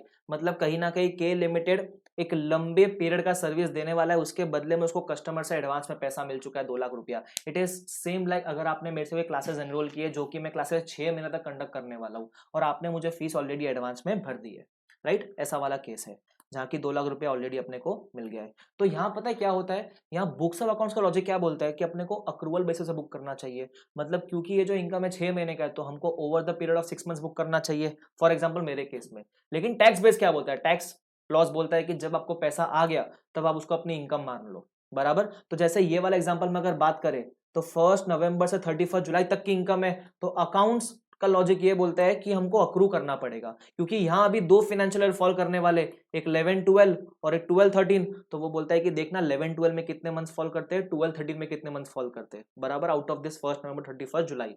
फिर 2 लाख को बाइफिकेट कर देना इन 2 महीनों के अंदर। लेकिन टैक्स लॉस क्या बोलता है, 2 लाख ये साल में मिल गया तो 2 लाख पूरा का पूरा टैक्स लगा देंगे हम 11-12 के अंदर ही। सबको समझा ये वाला पार्ट, ठीक है। ये जो मैंने समझाया ना वो उन लोग खुद भी नीचे बोलते हैं, ठीक है। 2 लाख रुपया मिला है, the payment was in respect of services from this period. K limited recognized revenue of 1,20,000 in respect of this transaction in the year ended 31 March 12। मतलब के लिमिटेड ने ईयर एंड तक कितना रेवेन्यू बुक कर लिया, 1,20,000 का रेवेन्यू बुक कर लिया, ठीक है। मैं यहां लिख देता हूं पार्ट नंबर सी। मुझे बताओ, जब अपने को रेवेन्यू मिला, कैश मिला, तो हमने एंट्री क्या मारी होगी, ध्यान से देखना। पैसा आया तो मैंने बुक्स ऑफ अकाउंट्स में एंट्री मारी होगी, कैश अकाउंट डेबिट 2 lakhs। 2 सबसे पहले तो मैंने एडवांस रेवेन्यू करके बुक किया रहेगा। एडवांस रेवेन्यू पूरा का पूरा डे 1 पे तो मैं यही एंट्री मारूंगा ना। तो ये एडवांस रेवेन्यू मेरा लाइबिलिटी में दिख रहा रहेगा। लाइबिलिटी में क्यों, बिकॉज अगर मैंने वो सर्विस फुलफिल नहीं की तो ये रिफंड देना पड़ सकता है, इसलिए लाइबिलिटी में बुक किया रहेगा, बराबर। फिर ईयर एंड पे वो बोलता है कि हमने कितने का बुक इनकम कर लिया, 1,20,000 का इनकम बुक कर लिया। तो मैं जितना भी इनकम बुक किया है उतने का मैं लाइबिलिटी पहले रिवर्स करूंगा और उतना रेवेन्यू बुक कर लूंगा। तो मैं बोलूंगा ईयर एंड तक मैंने 1.2 लाख का रेवेन्यू बुक कर लिया। तो अगर मैं ईयर एंड पे बात करूं, क्या अभी भी कोई लाइबिलिटी आउटस्टैंडिंग है, the answer is yes. Liability to the extent of 80,000 is outstanding, because out of 2 lakhs हमने सिर्फ और सिर्फ 1.2 lakhs का रेवेन्यू बुक किया है। ये आपका बन जाएगा कैरिंग अमाउंट, बराबर। ये आपने कहां किया रहेगा, ये आपने एंट्री बुक्स ऑफ अकाउंट्स में मारी होगी, बराबर। लेकिन अगर मैं बात करूं टैक्स लॉस के हिसाब से, तो टैक्स लॉस बोलता है डे 1 पे जब पैसा मिलता है उसको पूरा का पूरा क्या मान लेना, आपका रेवेन्यू मान लेना। तो पूरा का पूरा रेवेन्यू मान के आप उस पे पूरा का पूरा टैक्स यही साल भर देने का, कह रहे डे 1 पे ही पूरा रेवेन्यू मान लेंगे इसको। तो उस केस में क्या हमने कोई एसेट लायबिलिटी बुक किया, द आंसर इज नो। तो मैं बोलूं जब कोई एसेट लायबिलिटी बुक ही नहीं किया है तो ईयर एंड पे कोई टैक्स बेस रहने वाला है क्या इसका, the answer is no. The tax base is going to be nil. सबको समझा ये चीज, ठीक है। वो आगे बताते हैं इन लोग, देखना क्या बोलता है। And will recognise remainder in the next year 31 March 13, मतलब जो रिमाइंडर 80,000 का रेवेन्यू अगले साल बुक करेगा। Under the tax jurisdiction in which के operates, rupees 2 lakhs received on 31 October was included in the taxable profit. जैसे मैंने बताया वो उसी साल में उसने रेवेन्यू बुक कर लिया होगा as per tax loss. Clear ये चीज, ठीक है। अब हमको 2 चीज निकालनी है। सबसे पहला current tax. Current tax is computed on taxable profits. मुझे बताओ करंट ईयर में कितने अमाउंट के ऊपर टैक्स लगने वाला है अपने को। टैक्सेबल प्रॉफिट कितना, टैक्सेबल प्रॉफिट तो 2 लाख है, क्योंकि टैक्स लॉज ये बोलता है कि जब पैसा मिला पूरा का पूरा उसी साल का रेवेन्यू मान लेंगे। तो उस केस में टैक्सेबल प्रॉफिट इज 2 lakhs और उसका 25%, it is going to be how much, it is going to be 50,000। This is going to be our current tax. अब हम बात करेंगे डिफर्ड टैक्स का। तो डिफर्ड टैक्स कंप्यूट करने के लिए हमको चाहिए कैरिंग अमाउंट विच इज 80,000, हमको चाहिए टैक्स बेस विच इज नील, जो कि मैंने एक्सप्लेन किया नील कैसे आया। हमारा डिफरेंस कितना आ गया, हमारा डिफरेंस आ गया पूरे 80,000 का। इस पे हम लगा देते हैं टैक्स रेट, टैक्स रेट आ गया 25% का। तो इस पे हमको निकल जाएगा डीटी, डिफर्ड टैक्स कितना, 20,000 का। अब the question is deferred tax asset है कि लाइबिलिटी। तो हम देखते हैं ये जो डिफर्ड टैक्स कंप्यूट करने का बात चला और ये current carrying amount of tax base है, ये एक लाइबिलिटी का बात चल रहा है, बराबर। लाइबिलिटी के पॉइंट ऑफ व्यू से बात करेंगे तो लाइबिलिटी का कैरिंग अमाउंट ज्यादा है, टैक्स बेस कम है, बराबर। तो always try to bring carrying amount towards tax base. Carrying amount कम करना है लेकिन कैरिंग अमाउंट लाइबिलिटी वाला कम करना है, तो क्या क्रिएट करना पड़ेगा, एक डिफर्ड टैक्स असेट क्रिएट करना पड़ेगा। और इस डिफरेंस को हम बोलेंगे डिडक्टेबल टेम्पररी डिफरेंस। मतलब डिफर्ड टैक्स असेट हो गया 20,000 का और करंट टैक्स हो गया कितना, 50,000 का। This is your answer. एक बार चेक कर लेंगे क्या अपन, चलो आ जाओ चेक कर लेते हैं इसको। बी पार्ट, तो हमारा करंट टैक्स लाइबिलिटी है 50,000 का, डन। उसके बाद हमारा टैक्स बेस तो नील है, वो हमको पता है। डिफर्ड टैक्स कितना आ गया, डिफर्ड टैक्स असेट आ गया आपका 20,000 का आएगा, अपने को भी यही आंसर आया था। Done with illustration number 25। अगर आप समझ रहे रहोगे तो देखो जो मॉड्यूल में क्वेश्चन का सोल्यूशन दिया हुआ है वो बहुत थियोरेटिकल फॉर्मेट में दिया हुआ है, बट जब मैं पढ़ा रहा हूँ तो मैं बहुत प्रैक्टिकल अप्रोच से आपको एक्सप्लेन कर रहा हूँ, जहाँ मैं आपको सारे अमाउंट्स का भी कंप्यूटेशन निकाल के दे रहा हूँ, राइट। तो हो सके तो ये भी साथ साथ में लिखते हुए चलो। आपको चाहिए तो ये जो नोट्स है ना, इसके बाजू में साइड में जगह है, इधर साइड में इधर लिखते हुए चलोगे तो भी आपका काम बन जाएगा। यहाँ जगह नहीं है तो स्टिक नोट्स चिपकाओ और स्टिक नोट्स में लिखते हुए चलो। Is everyone clear with this? Yes. This is also a very good question which can come for 6 marks. Her part का 2-2 मार्क आपको डेफिनेटली आ सकता है। मैंने बताया देखो इंडेक्स 12 में ना एक बात थी, इंडेक्स 12 में जब मॉड्यूल में क्वेश्चंस थे ना पहले पुराने वाले, वो ना इतने चैलेंजिंग नहीं थे, बहुत बेसिक बेसिक क्वेश्चन थे। अभी ये जितने भी क्वेश्चंस आए अगर आप देखोगे तो आप बोलोगे हाँ इसके अंदर कुछ लेवल है, जहाँ हमको थोड़ा क्लैरिटी भी आता है कंसेप्ट को लेकर और जहाँ अच्छी खासी प्रैक्टिस भी हो जाती है हमारी। Is everyone clear with this? ठीक है। Now we move on to the next question which is question number illustration number 26। Please एक बार मेरे रीड करने के पहले एक बार आप रीड कर लेना और इसको LDR मार्क कर दे। चलो so will read illustration number 26। ध्यान देना, वो बोलता है an entity is finalising its financial statements for the year ended 31st March 2012। ठीक है। Before 31st March 2012, the government announced that the tax rate was to be amended from 40% to 45%। मतलब वो बोलता है साल खत्म होने के पहले उन्होंने टैक्स रेट अमेंड करने का बात किया है from 40% to 45% from 30th June 2012, मतलब अगले साल के जून से। The legislation to amend the tax rate has not yet been approved by the legislature। वो अब तक अप्रूव नहीं हुआ है। However, the government has a significant majority and it is usual in the tax jurisdiction concerned to regard an announcement of a change in the tax rate as having the substantive effect of actual enactment, that is, it is substantively enacted। In short, वो समझ क्या बोलने का try कर रहा है वो समझ लो। वो बोलता है कि वो अप्रूव अब तक नहीं हुआ लेजिस्लेशन से, लेकिन it can be reasonably assumed that it has been substantially enacted. Right, सबको समझा ये वाला पार्ट? ठीक है। अब इस केस में कॉन्सिक्वेंस क्या होते हैं? कॉन्सिक्वेंस ये होते हैं कि आपको टैक्स रेट 40% नहीं 45% अगले साल से अज्यूम करना होता है। उसके अलावा अगर ये साल में 31st March 12 में आपके पास अगर कोई भी डिफर्ड टैक्स है, क्या है डिफर्ड टैक्स? मुझे बताओ डिफर्ड टैक्स मतलब क्या होता है? फ्यूचर में या तो टैक्स कम भरना पड़ेगा या फिर फ्यूचर में टैक्स ज्यादा भरना पड़ेगा, फ्यूचर का बात करता है, बराबर। तो डिफर्ड टैक्स वाले केस में हम जब भी डिफर्ड टैक्स कंप्यूट करते हैं तो हम एक टैक्स रेट कंसिडर करते हैं। तो वो टैक्स रेट कौन सा रहेगा? वो टैक्स रेट वो होता है जो भी फ्यूचर के ईयर्स को एप्लीकेबल होने वाला है, बट जो करंट ईयर में अनाउंस हो चुका है। जो फ्यूचर के ईयर में एप्लीकेबल रहने वाला है बट वो करंट ईयर में अनाउंस हो चुका है। ऐसा क्यों?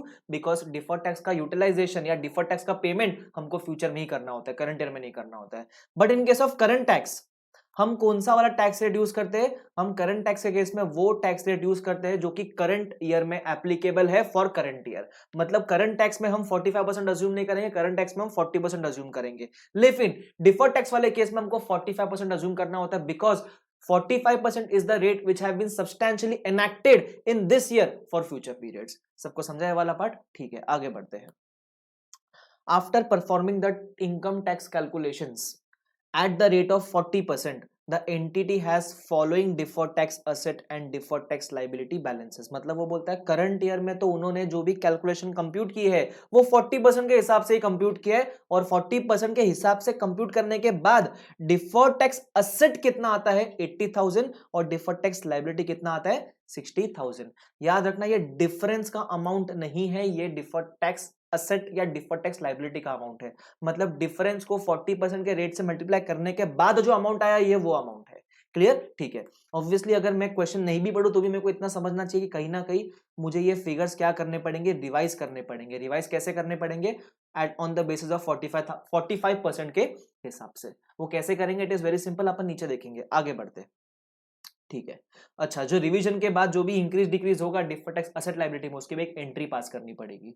आगे देखते हैं.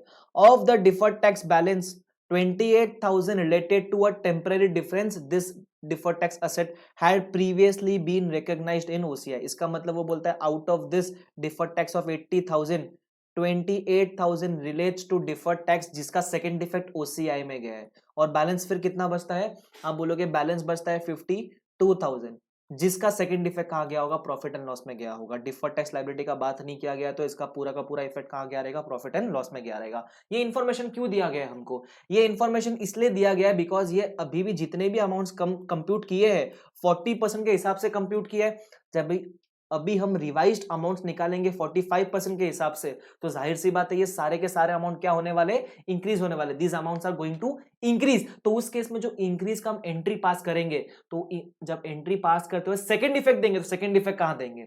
तो वो सेकंड इफेक्ट या तो ओसीआई में देंगे अगर ओसीआई वाले का अमाउंट इंक्रीज हुआ है तो, और प्रॉफिट एंड लॉस में देंगे अगर प्रॉफिट एंड लॉस वाले का अमाउंट इंक्रीज हुआ है तो. कंप्यूटेशन कैसे करेंगे वो अपन देखेंगे. मैं आपको एक ओवरव्यू देता हुआ चलो जैसे अपन क्वेश्चन पढ़ते हुए चल रहे हैं. आगे बढ़ते हैं. Let's move on to the next part. The entity reviewed the carrying amount of the asset in accordance with para 56 ऑफ India 12 and determined that it was probable that sufficient taxable profit to allow utilization of the deferred tax asset would be available in the future. This simply means that हम deferred tax asset book कर सकते हैं, because deferred tax asset सिर्फ तब book करना होता है जब आपके पास फ्यूचर में प्रॉफिट होने वाले हैं उसको यूज करने के लिए. आगे क्या बोलते हैं? Show the revised amount of deferred tax asset and deferred tax liability and present the necessary journal entry. जिसी का मैं ऊपर बात कर रहा था वही यहाँ इन्होंने मांग लिया है. अब कैसे करेंगे? बहुत सिंपल सा तरीका है, बहुत सिंपल सा तरीका है. मुझे बताओ सबसे पहले एज पर 40%, जब हम एज पर 40% बात करते हैं तो उस केस में मेरा डिफर्ड टैक्स असेट कितना है? मेरा डिफर्ड टैक्स असेट 80,000 है. बराबर. Out of this 80,000 first effect OCI में गया, ऐसा कितना अमाउंट है? तो मैं बोलूंगा ऐसा 28,000 है. ये मैंने अज्यूम नहीं किया है, क्वेश्चन में दिया गया है. और first second effect profit and loss में गया, ऐसा कितना अमाउंट हो गया? ऐसा 52,000 अमाउंट हो गया. ध्यान रखना दिस 80,000 इज आफ्टर 40%, मतलब वो डिफरेंस का अमाउंट नहीं है, वो टैक्स का अमाउंट है. और सिमिलरली डिफर्ड टैक्स लायबिलिटी कितना है? Deferred tax liability is 60,000. ये तो पूरा का पूरा फर्स्ट इफेक्ट कहा गया है? प्रॉफिट एंड लॉस में ही गया था जब बुक किया था. ठीक है. अब हमको देखना है कि 40% के हिसाब से निकाला तो इट इज 28 एंड 52,000, लेकिन अगर 45% के हिसाब से निकालते तो वो फिगर कितना आता? It is very simple to compute. सबसे पहले हम देखो ये 28,000 हमने कैसे निकाला होगा वो समझने का ट्राई करना रहेगा. हमको नॉर्मली डिफरेंस का अमाउंट मिलता है, उस डिफरेंस के अमाउंट पे हम उसको मल्टीप्लाई करते हैं किससे? टैक्स रेट से, जो कि इस केस में 40% था. तो हमको क्या मिल जाता है? डिफर्ड टैक्स असेट या डिफर्ड टैक्स लायबिलिटी का अमाउंट. तो जनरली हमारे पास डिफरेंस वाला फिगर होता है, उस पर 40% अप्लाई करते हैं तो हमको क्या मिल जाता है? हमको डिफर्ड टैक्स असेट का अमाउंट मिल जाता है. बराबर. इस केस में उल्टा है. इस केस में हमारे पास डिफर्ड टैक्स असेट का अमाउंट ऑलरेडी है 40% के हिसाब से, तो हमको रिवर्स कैलकुलेशन मार के पहले डिफरेंस वाला अमाउंट निकालना पड़ेगा. कैसे निकालेंगे? It is very simple. 28,000 divide by 40% करो तो आपको डिफरेंस का अमाउंट मिल जाएगा. तो हम बोलेंगे 28,000 डिवाइड बाय 40%. ये नॉर्मल मैथ्स है जो कि अपन सीपीटी में सीख के आता है, तो मैं समझाऊंगा नहीं उसका लॉजिक वगैरह क्या है. कितना आ गया डिफरेंस का अमाउंट? 70,000. अब ये तो था डिफरेंस का अमाउंट 70,000, उस पर हमने 40% अप्लाई किया तो 28,000 आया. लेकिन अगर उस पर 45% अप्लाई करते तो हमारा अमाउंट कितना होता? तो 70,000 पे आप अप्लाई कर दो 45%, कितना हो गया? 31,500. कितने से इंक्रीज हो रहा है? कितने से इंक्रीज हो रहा है? तो it has increased by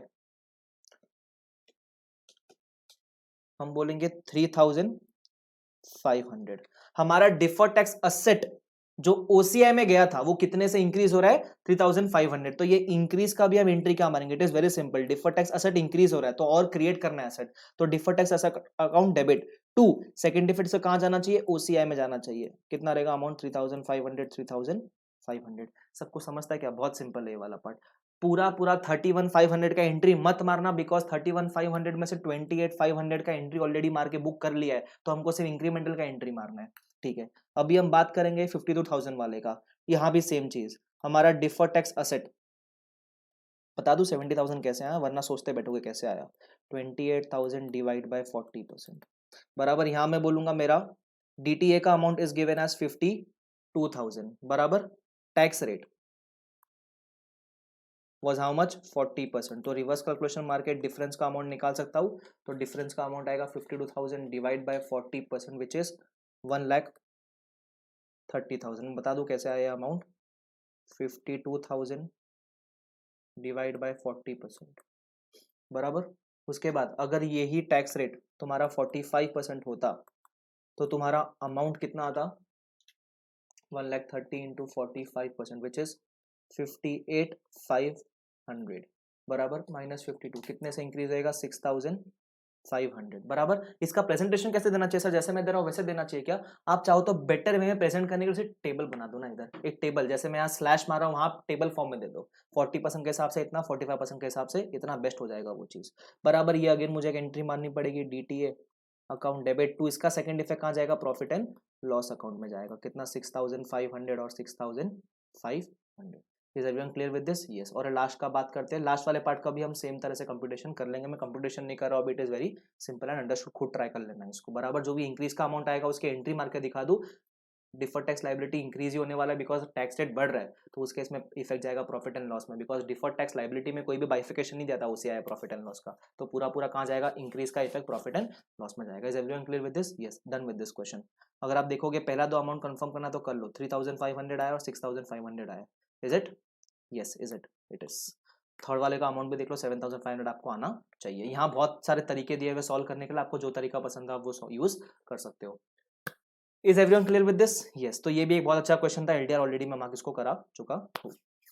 now we are done with index 12, but एक क्वेश्चन इंडेक्स 12 का बाकी है जो मैंने बताया था, अपन बाद में करेंगे। आ जाओ उस क्वेश्चन की तरफ, दैट इज इलस्ट्रेशन नंबर 23, बराबर। अभी तक आपने जितने भी क्वेश्चन देखे, देखो हर क्वेश्चन में कॉमन चीज है क्या है?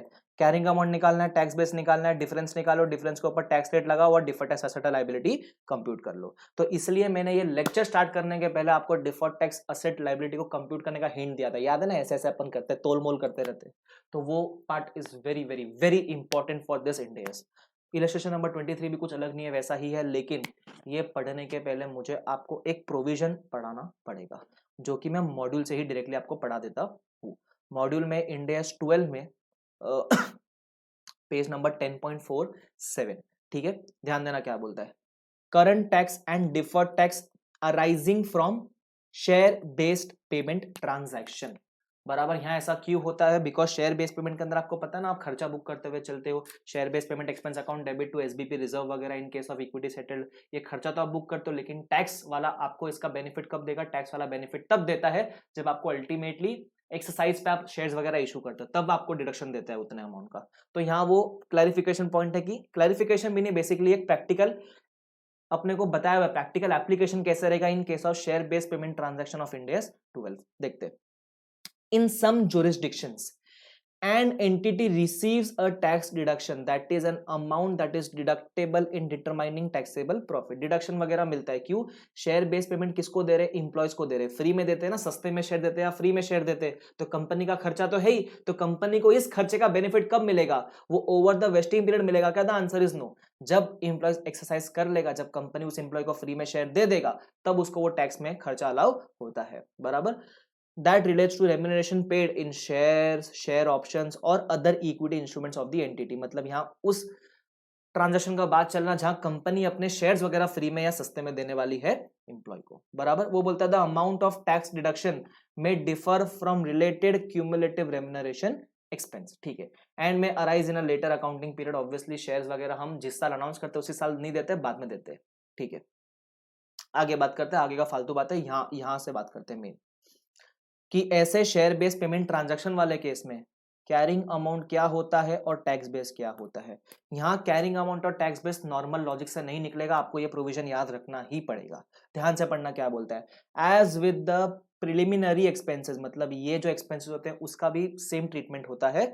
तो वो बोलता है as with preliminary expenses, share based payment का भी सेम बात करने वाला है वो। The difference between the tax base of the employee services received to date, बराबर tax base of the employee services, मतलब वो बता रहा है अभी टैक्स बेस क्या रहने वाला है, बीइंग ब्रैकेट में बोलता है being the amount permitted as a deduction in future periods under tax laws. मतलब वो बोलता है कि शेयर बेस्ड पेमेंट ट्रांजैक्शन में टैक्स बेस आपका ईयर एंड पे क्या रहने वाला है, टैक्स बेस रहने वाला है, जो भी आपको डिडक्शन फ्यूचर में मिलने वाला है। आज मिला क्या deduction, the answer is no, future में लेकिन टैक्स वाला कुछ ना कुछ डिडक्शन तो अलाउ करेगा। कब अलाउ करेगा, जब इंप्लॉइज एक्सरसाइज करेंगे। लेकिन अपने को डे वन पे कुछ ना कुछ तो मालूम होता है इसी के बारे में कि फ्यूचर में टैक्स वाला कितना अलाउ करेगा।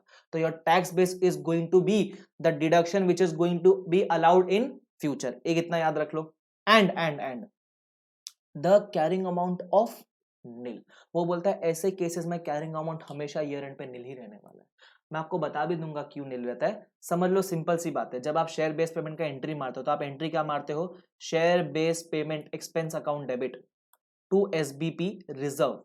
अगर मैं इक्विटी सेटल्ड का बात करूं तो अपन क्या एंट्री मारते हैं, एसबीपी रिजर्व। एसबीपी रिजर्व कहां दिखने वाला है, आपका अदर इक्विटी में दिखने वाला है। तो क्या ये एसबीपी रिजर्व लाइबिलिटी है, द आंसर इज नो। क्या ये एसबीपी रिजर्व असेट है, द आंसर इज नो। ये तो एक इक्विटी का कंपोनेंट है और ये तो वैसे भी जाता है प्रॉफिट एंड लॉस में। तो ना कोई असेट बुक है ना कोई लाइबिलिटी बुक है, तो कैरिंग अमाउंट क्या रहेगा, ऑब्वियसली निल रहेगा।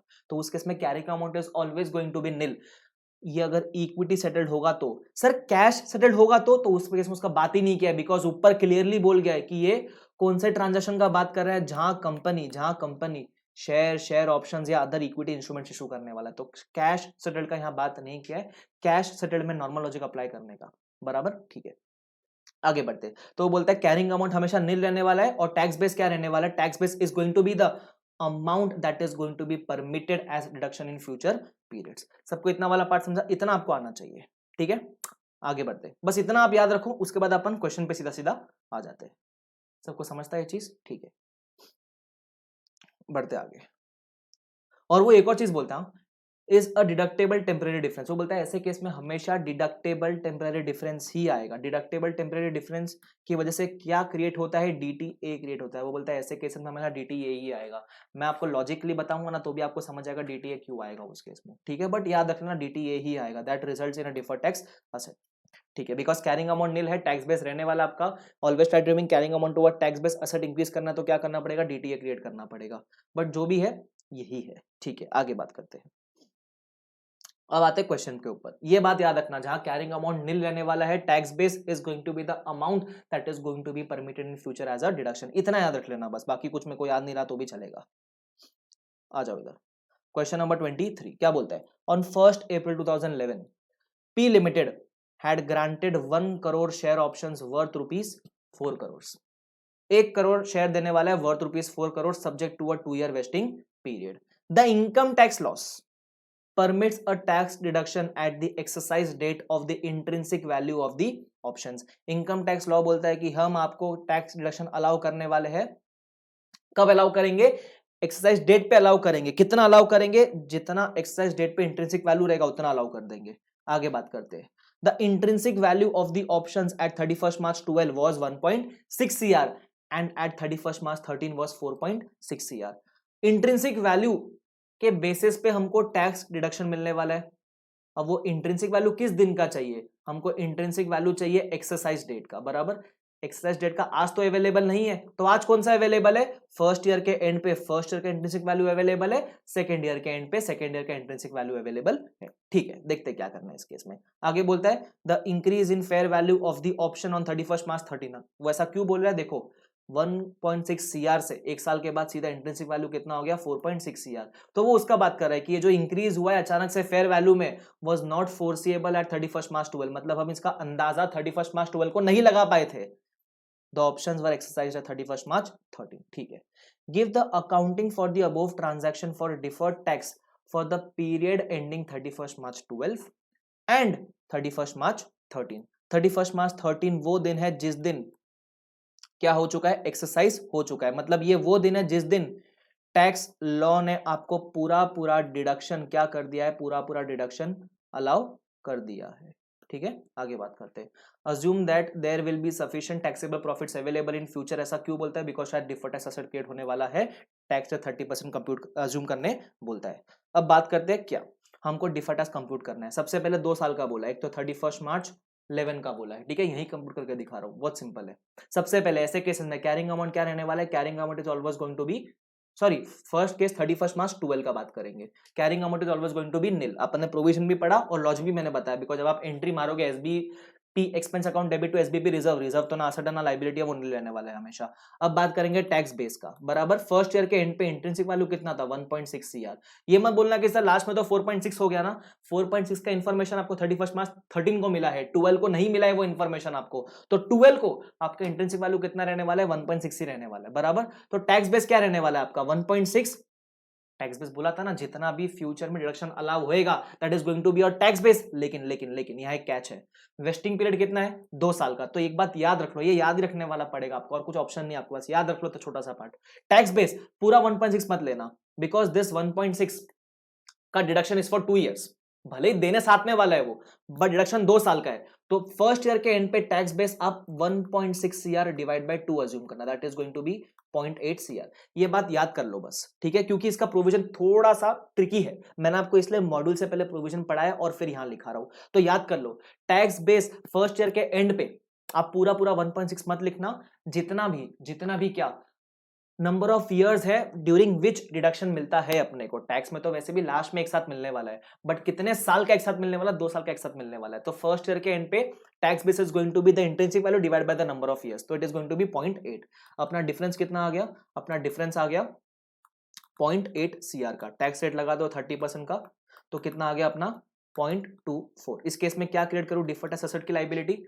इस केस में ये जिसका भी बात चल रहा है टैक्स बेस, मुझे बताओ फ्यूचर में आपको डिडक्शन मिलने वाला है कि आपको टैक्स भरना पड़ेगा? फ्यूचर में डिडक्शन मिलने वाला है, तो कहीं ना कहीं आपके लिए अच्छी बात है, it is going to be asset, because future में आपको कम टैक्स पे करना पड़ेगा। इसलिए वो प्रोविजन में ही क्लियर लिख दिया गया है कि हमेशा वो डिडक्टेबल टेम्पररी डिफरेंस ही होगा। ये शेयर बेस्ड पेमेंट के ट्रांजैक्शन में टेम्पररी टैक्सेबल डिफरेंस नहीं आ सकता, डिडक्टेबल टेम्पररी डिफरेंस ही आएगा, टैक्सेबल वाला नहीं आएगा। मतलब डीटीए ही क्रिएट होएगा। क्यों? क्योंकि फ्यूचर में आपको बेनिफिट मिलने वाला है, आज नहीं मिल रहा है उसका बेनिफिट, फ्यूचर में पक्का पक्का मिलेगा, तो डीटीए ही होने वाला है, बराबर। तो 0.24 का डीटीए क्रिएट करेगा। अपन एंट्री क्या मारेंगे, deferred tax asset account debit to deferred tax expense. और ये एक्सपेंस को कहां ट्रांसफर करेंगे, प्रॉफिट एंड लॉस में ट्रांसफर करेंगे, बिकॉज शेयर बेस में उनका खर्चा कहां ट्रांसफर होता है, प्रॉफिट एंड लॉस में ट्रांसफर होता है। तो 0.24 और 0.24 का अपन एंट्री मार देंगे। ये अपने फर्स्ट ईयर की बात हो गई, 31/3/12 की बात हो गई। अब मैं बात करता हूं 31/3/13 की। मुझे बताओ 31/3/13 को कैरिंग अमाउंट कितना रहेगा आपका, 0। आपका टैक्स बेस कितना हो गया? तो काफी लोग बोलेंगे सर इस केस में तो 4.6 डिवाइड बाय 2 ईयर्स कर दो, तो वो आपका हो जाएगा 2.3। डिवाइड बाय 2 मत करना, अभी तो सेकंड ईयर के एंड पे आ गए हैं, तो पूरा का पूरा 4.6 टैक्स बेस हो जाएगा। लेकिन लेकिन लेकिन 31/3 वही दिन है जिस दिन फुल डिडक्शन इज अलाउड, क्योंकि ये एक्सरसाइज डेट है ना, और एक्सरसाइज डेट पे पूरा पूरा डिडक्शन अलाउ हो रहा है। तो जहां आपको पूरा डिडक्शन अलाउ हो जाएगा, तो उस केस में तो जहां आपको डिडक्शन पूरा मिल गया, तो टैक्स बेस भी 0 हो गया ना। ऐसा क्यों? अरे भाई साहब, अगर डिडक्शन पूरा मिल गया है प्रॉफिट एंड लॉस में, तो काय का असेट, असेट बचा किधर है, कुछ नहीं बचा है, तो उस केस में आपका टैक्स बेस भी नील हो गया। हाँ हाँ हाँ, लेकिन अगर एक्सरसाइज पीरियड आपका लेट्स से 1 मार्च 13 होता, मतलब एक दिन के बाद होता, तो यहाँ आपका टैक्स बेस कितना होता, आपका टैक्स बेस 4.6 होता। फिर डिफरेंस पे आप देखते हैं डीटीए कितना आता, और जितना भी डीटीए आता उतना डीटीए आपको क्रिएट करना पड़ता। फॉर एग्जाम्पल मैं अज्यूम करता हूं कि एक्सरसाइज डेट 1 मार्च 13 होती, तो मेरा डिफर्ड टैक्स असेट कितना हो जाता, मैं बोलता 4.6 into 30% which is going to be 1.38। Already कितना क्रिएटेड था, 0.24 क्रिएटेड था, बराबर। तो मुझे एक्स्ट्रा कितना क्रिएट करना पड़ता, मुझे एक्स्ट्रा 1.14 क्रिएट करना पड़ता। डीटीए टू पीएनएल में ऐसी एंट्री मार देता। ये तब होता जब 31 मार्च 13 एक्सरसाइज डेट नहीं होता, लेकिन 31 मार्च 13 एक्सरसाइज डेट है। आपको चाहिए तो आप जो मैंने अभी लिखा है वो लिख सकते हो रिवाइंड करके वीडियो, बिकॉज वैसे भी यूट्यूब पे जितने बार चाहिए उतने बार देखो, ठीक है। लेकिन ये 31 March 13 is the exercise date, और इस दिन पे सारा डिडक्शन आपको अलाउ हो चुका है। तो टैक्स बेस कितना हो गया आपका, उस केस में 0 हो गया। डिफरेंस कितना हो गया आपका, 0 हो गया। डीटीए कितना बचा, 0 बचा। तो उस केस में जब डीटीए 0 हो गया तो पुराना जो भी डीटीए था उसको आपको रिवर्स करना पड़ेगा। रिवर्स क्यों करना पड़ेगा, बिकॉज जहां डीटीए 0 हो गया तो आपका डीटीए में कुछ भी बैलेंस दिखना नहीं चाहिए, तो 0.24 का डीटीए रिवर्स करना पड़ेगा। रिवर्स कैसे करेंगे, deferred tax expense account debit to DT नहीं, क्योंकि जहां आपको ऑलरेडी इसका बेनिफिट मिल गया इस दिन पे, तो डीटीए का मतलब यही था ना कि फ्यूचर में बेनिफिट मिलने वाला है, वो फ्यूचर आ चुका है, तो जो डीटीए क्रिएट किया था उसको क्या करो आप, रिवर्स करो। तो हम क्या बोलेंगे, इधर आ जाएगा आपका 0.24, इधर आ जाएगा 0.24, बराबर। ये एक क्वेश्चन था शेयर बेस्ड पेमेंट के ऊपर, बढ़िया क्वेश्चन था। मैंने आपको जितने पॉसिबिलिटीज हो सकती है मैंने आपको सारी एक्सप्लेन करने की कोशिश की है। सबको समझाए वाला पार्ट। अगर अपन सोल्यूशन देखेंगे तो सोल्यूशन में देख लो क्या दिया हुआ है, ये सब मैं मिटा रहा हुआ है। होप जैसे जैसे मैं एक्सप्लेन कर रहा था आप लिखते हुए चल रहे थे, नहीं लिखा तो यार यूट्यूब है, रिवाइंड करो, कॉपी कर लो, कोई दिक्कत वाली बात नहीं है, ठीक है। मैं आपको एक बार सोल्यूशन दिखा देता हूँ इसका।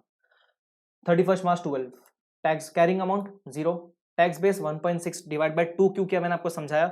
डिफरेंस आया 0.8 का, डीटीए क्रिएट होगा, 0.24 का एंट्री आएगी, और ये जाएगा प्रॉफिट एंड लॉस में, सेकंड इफेक्ट खत्म।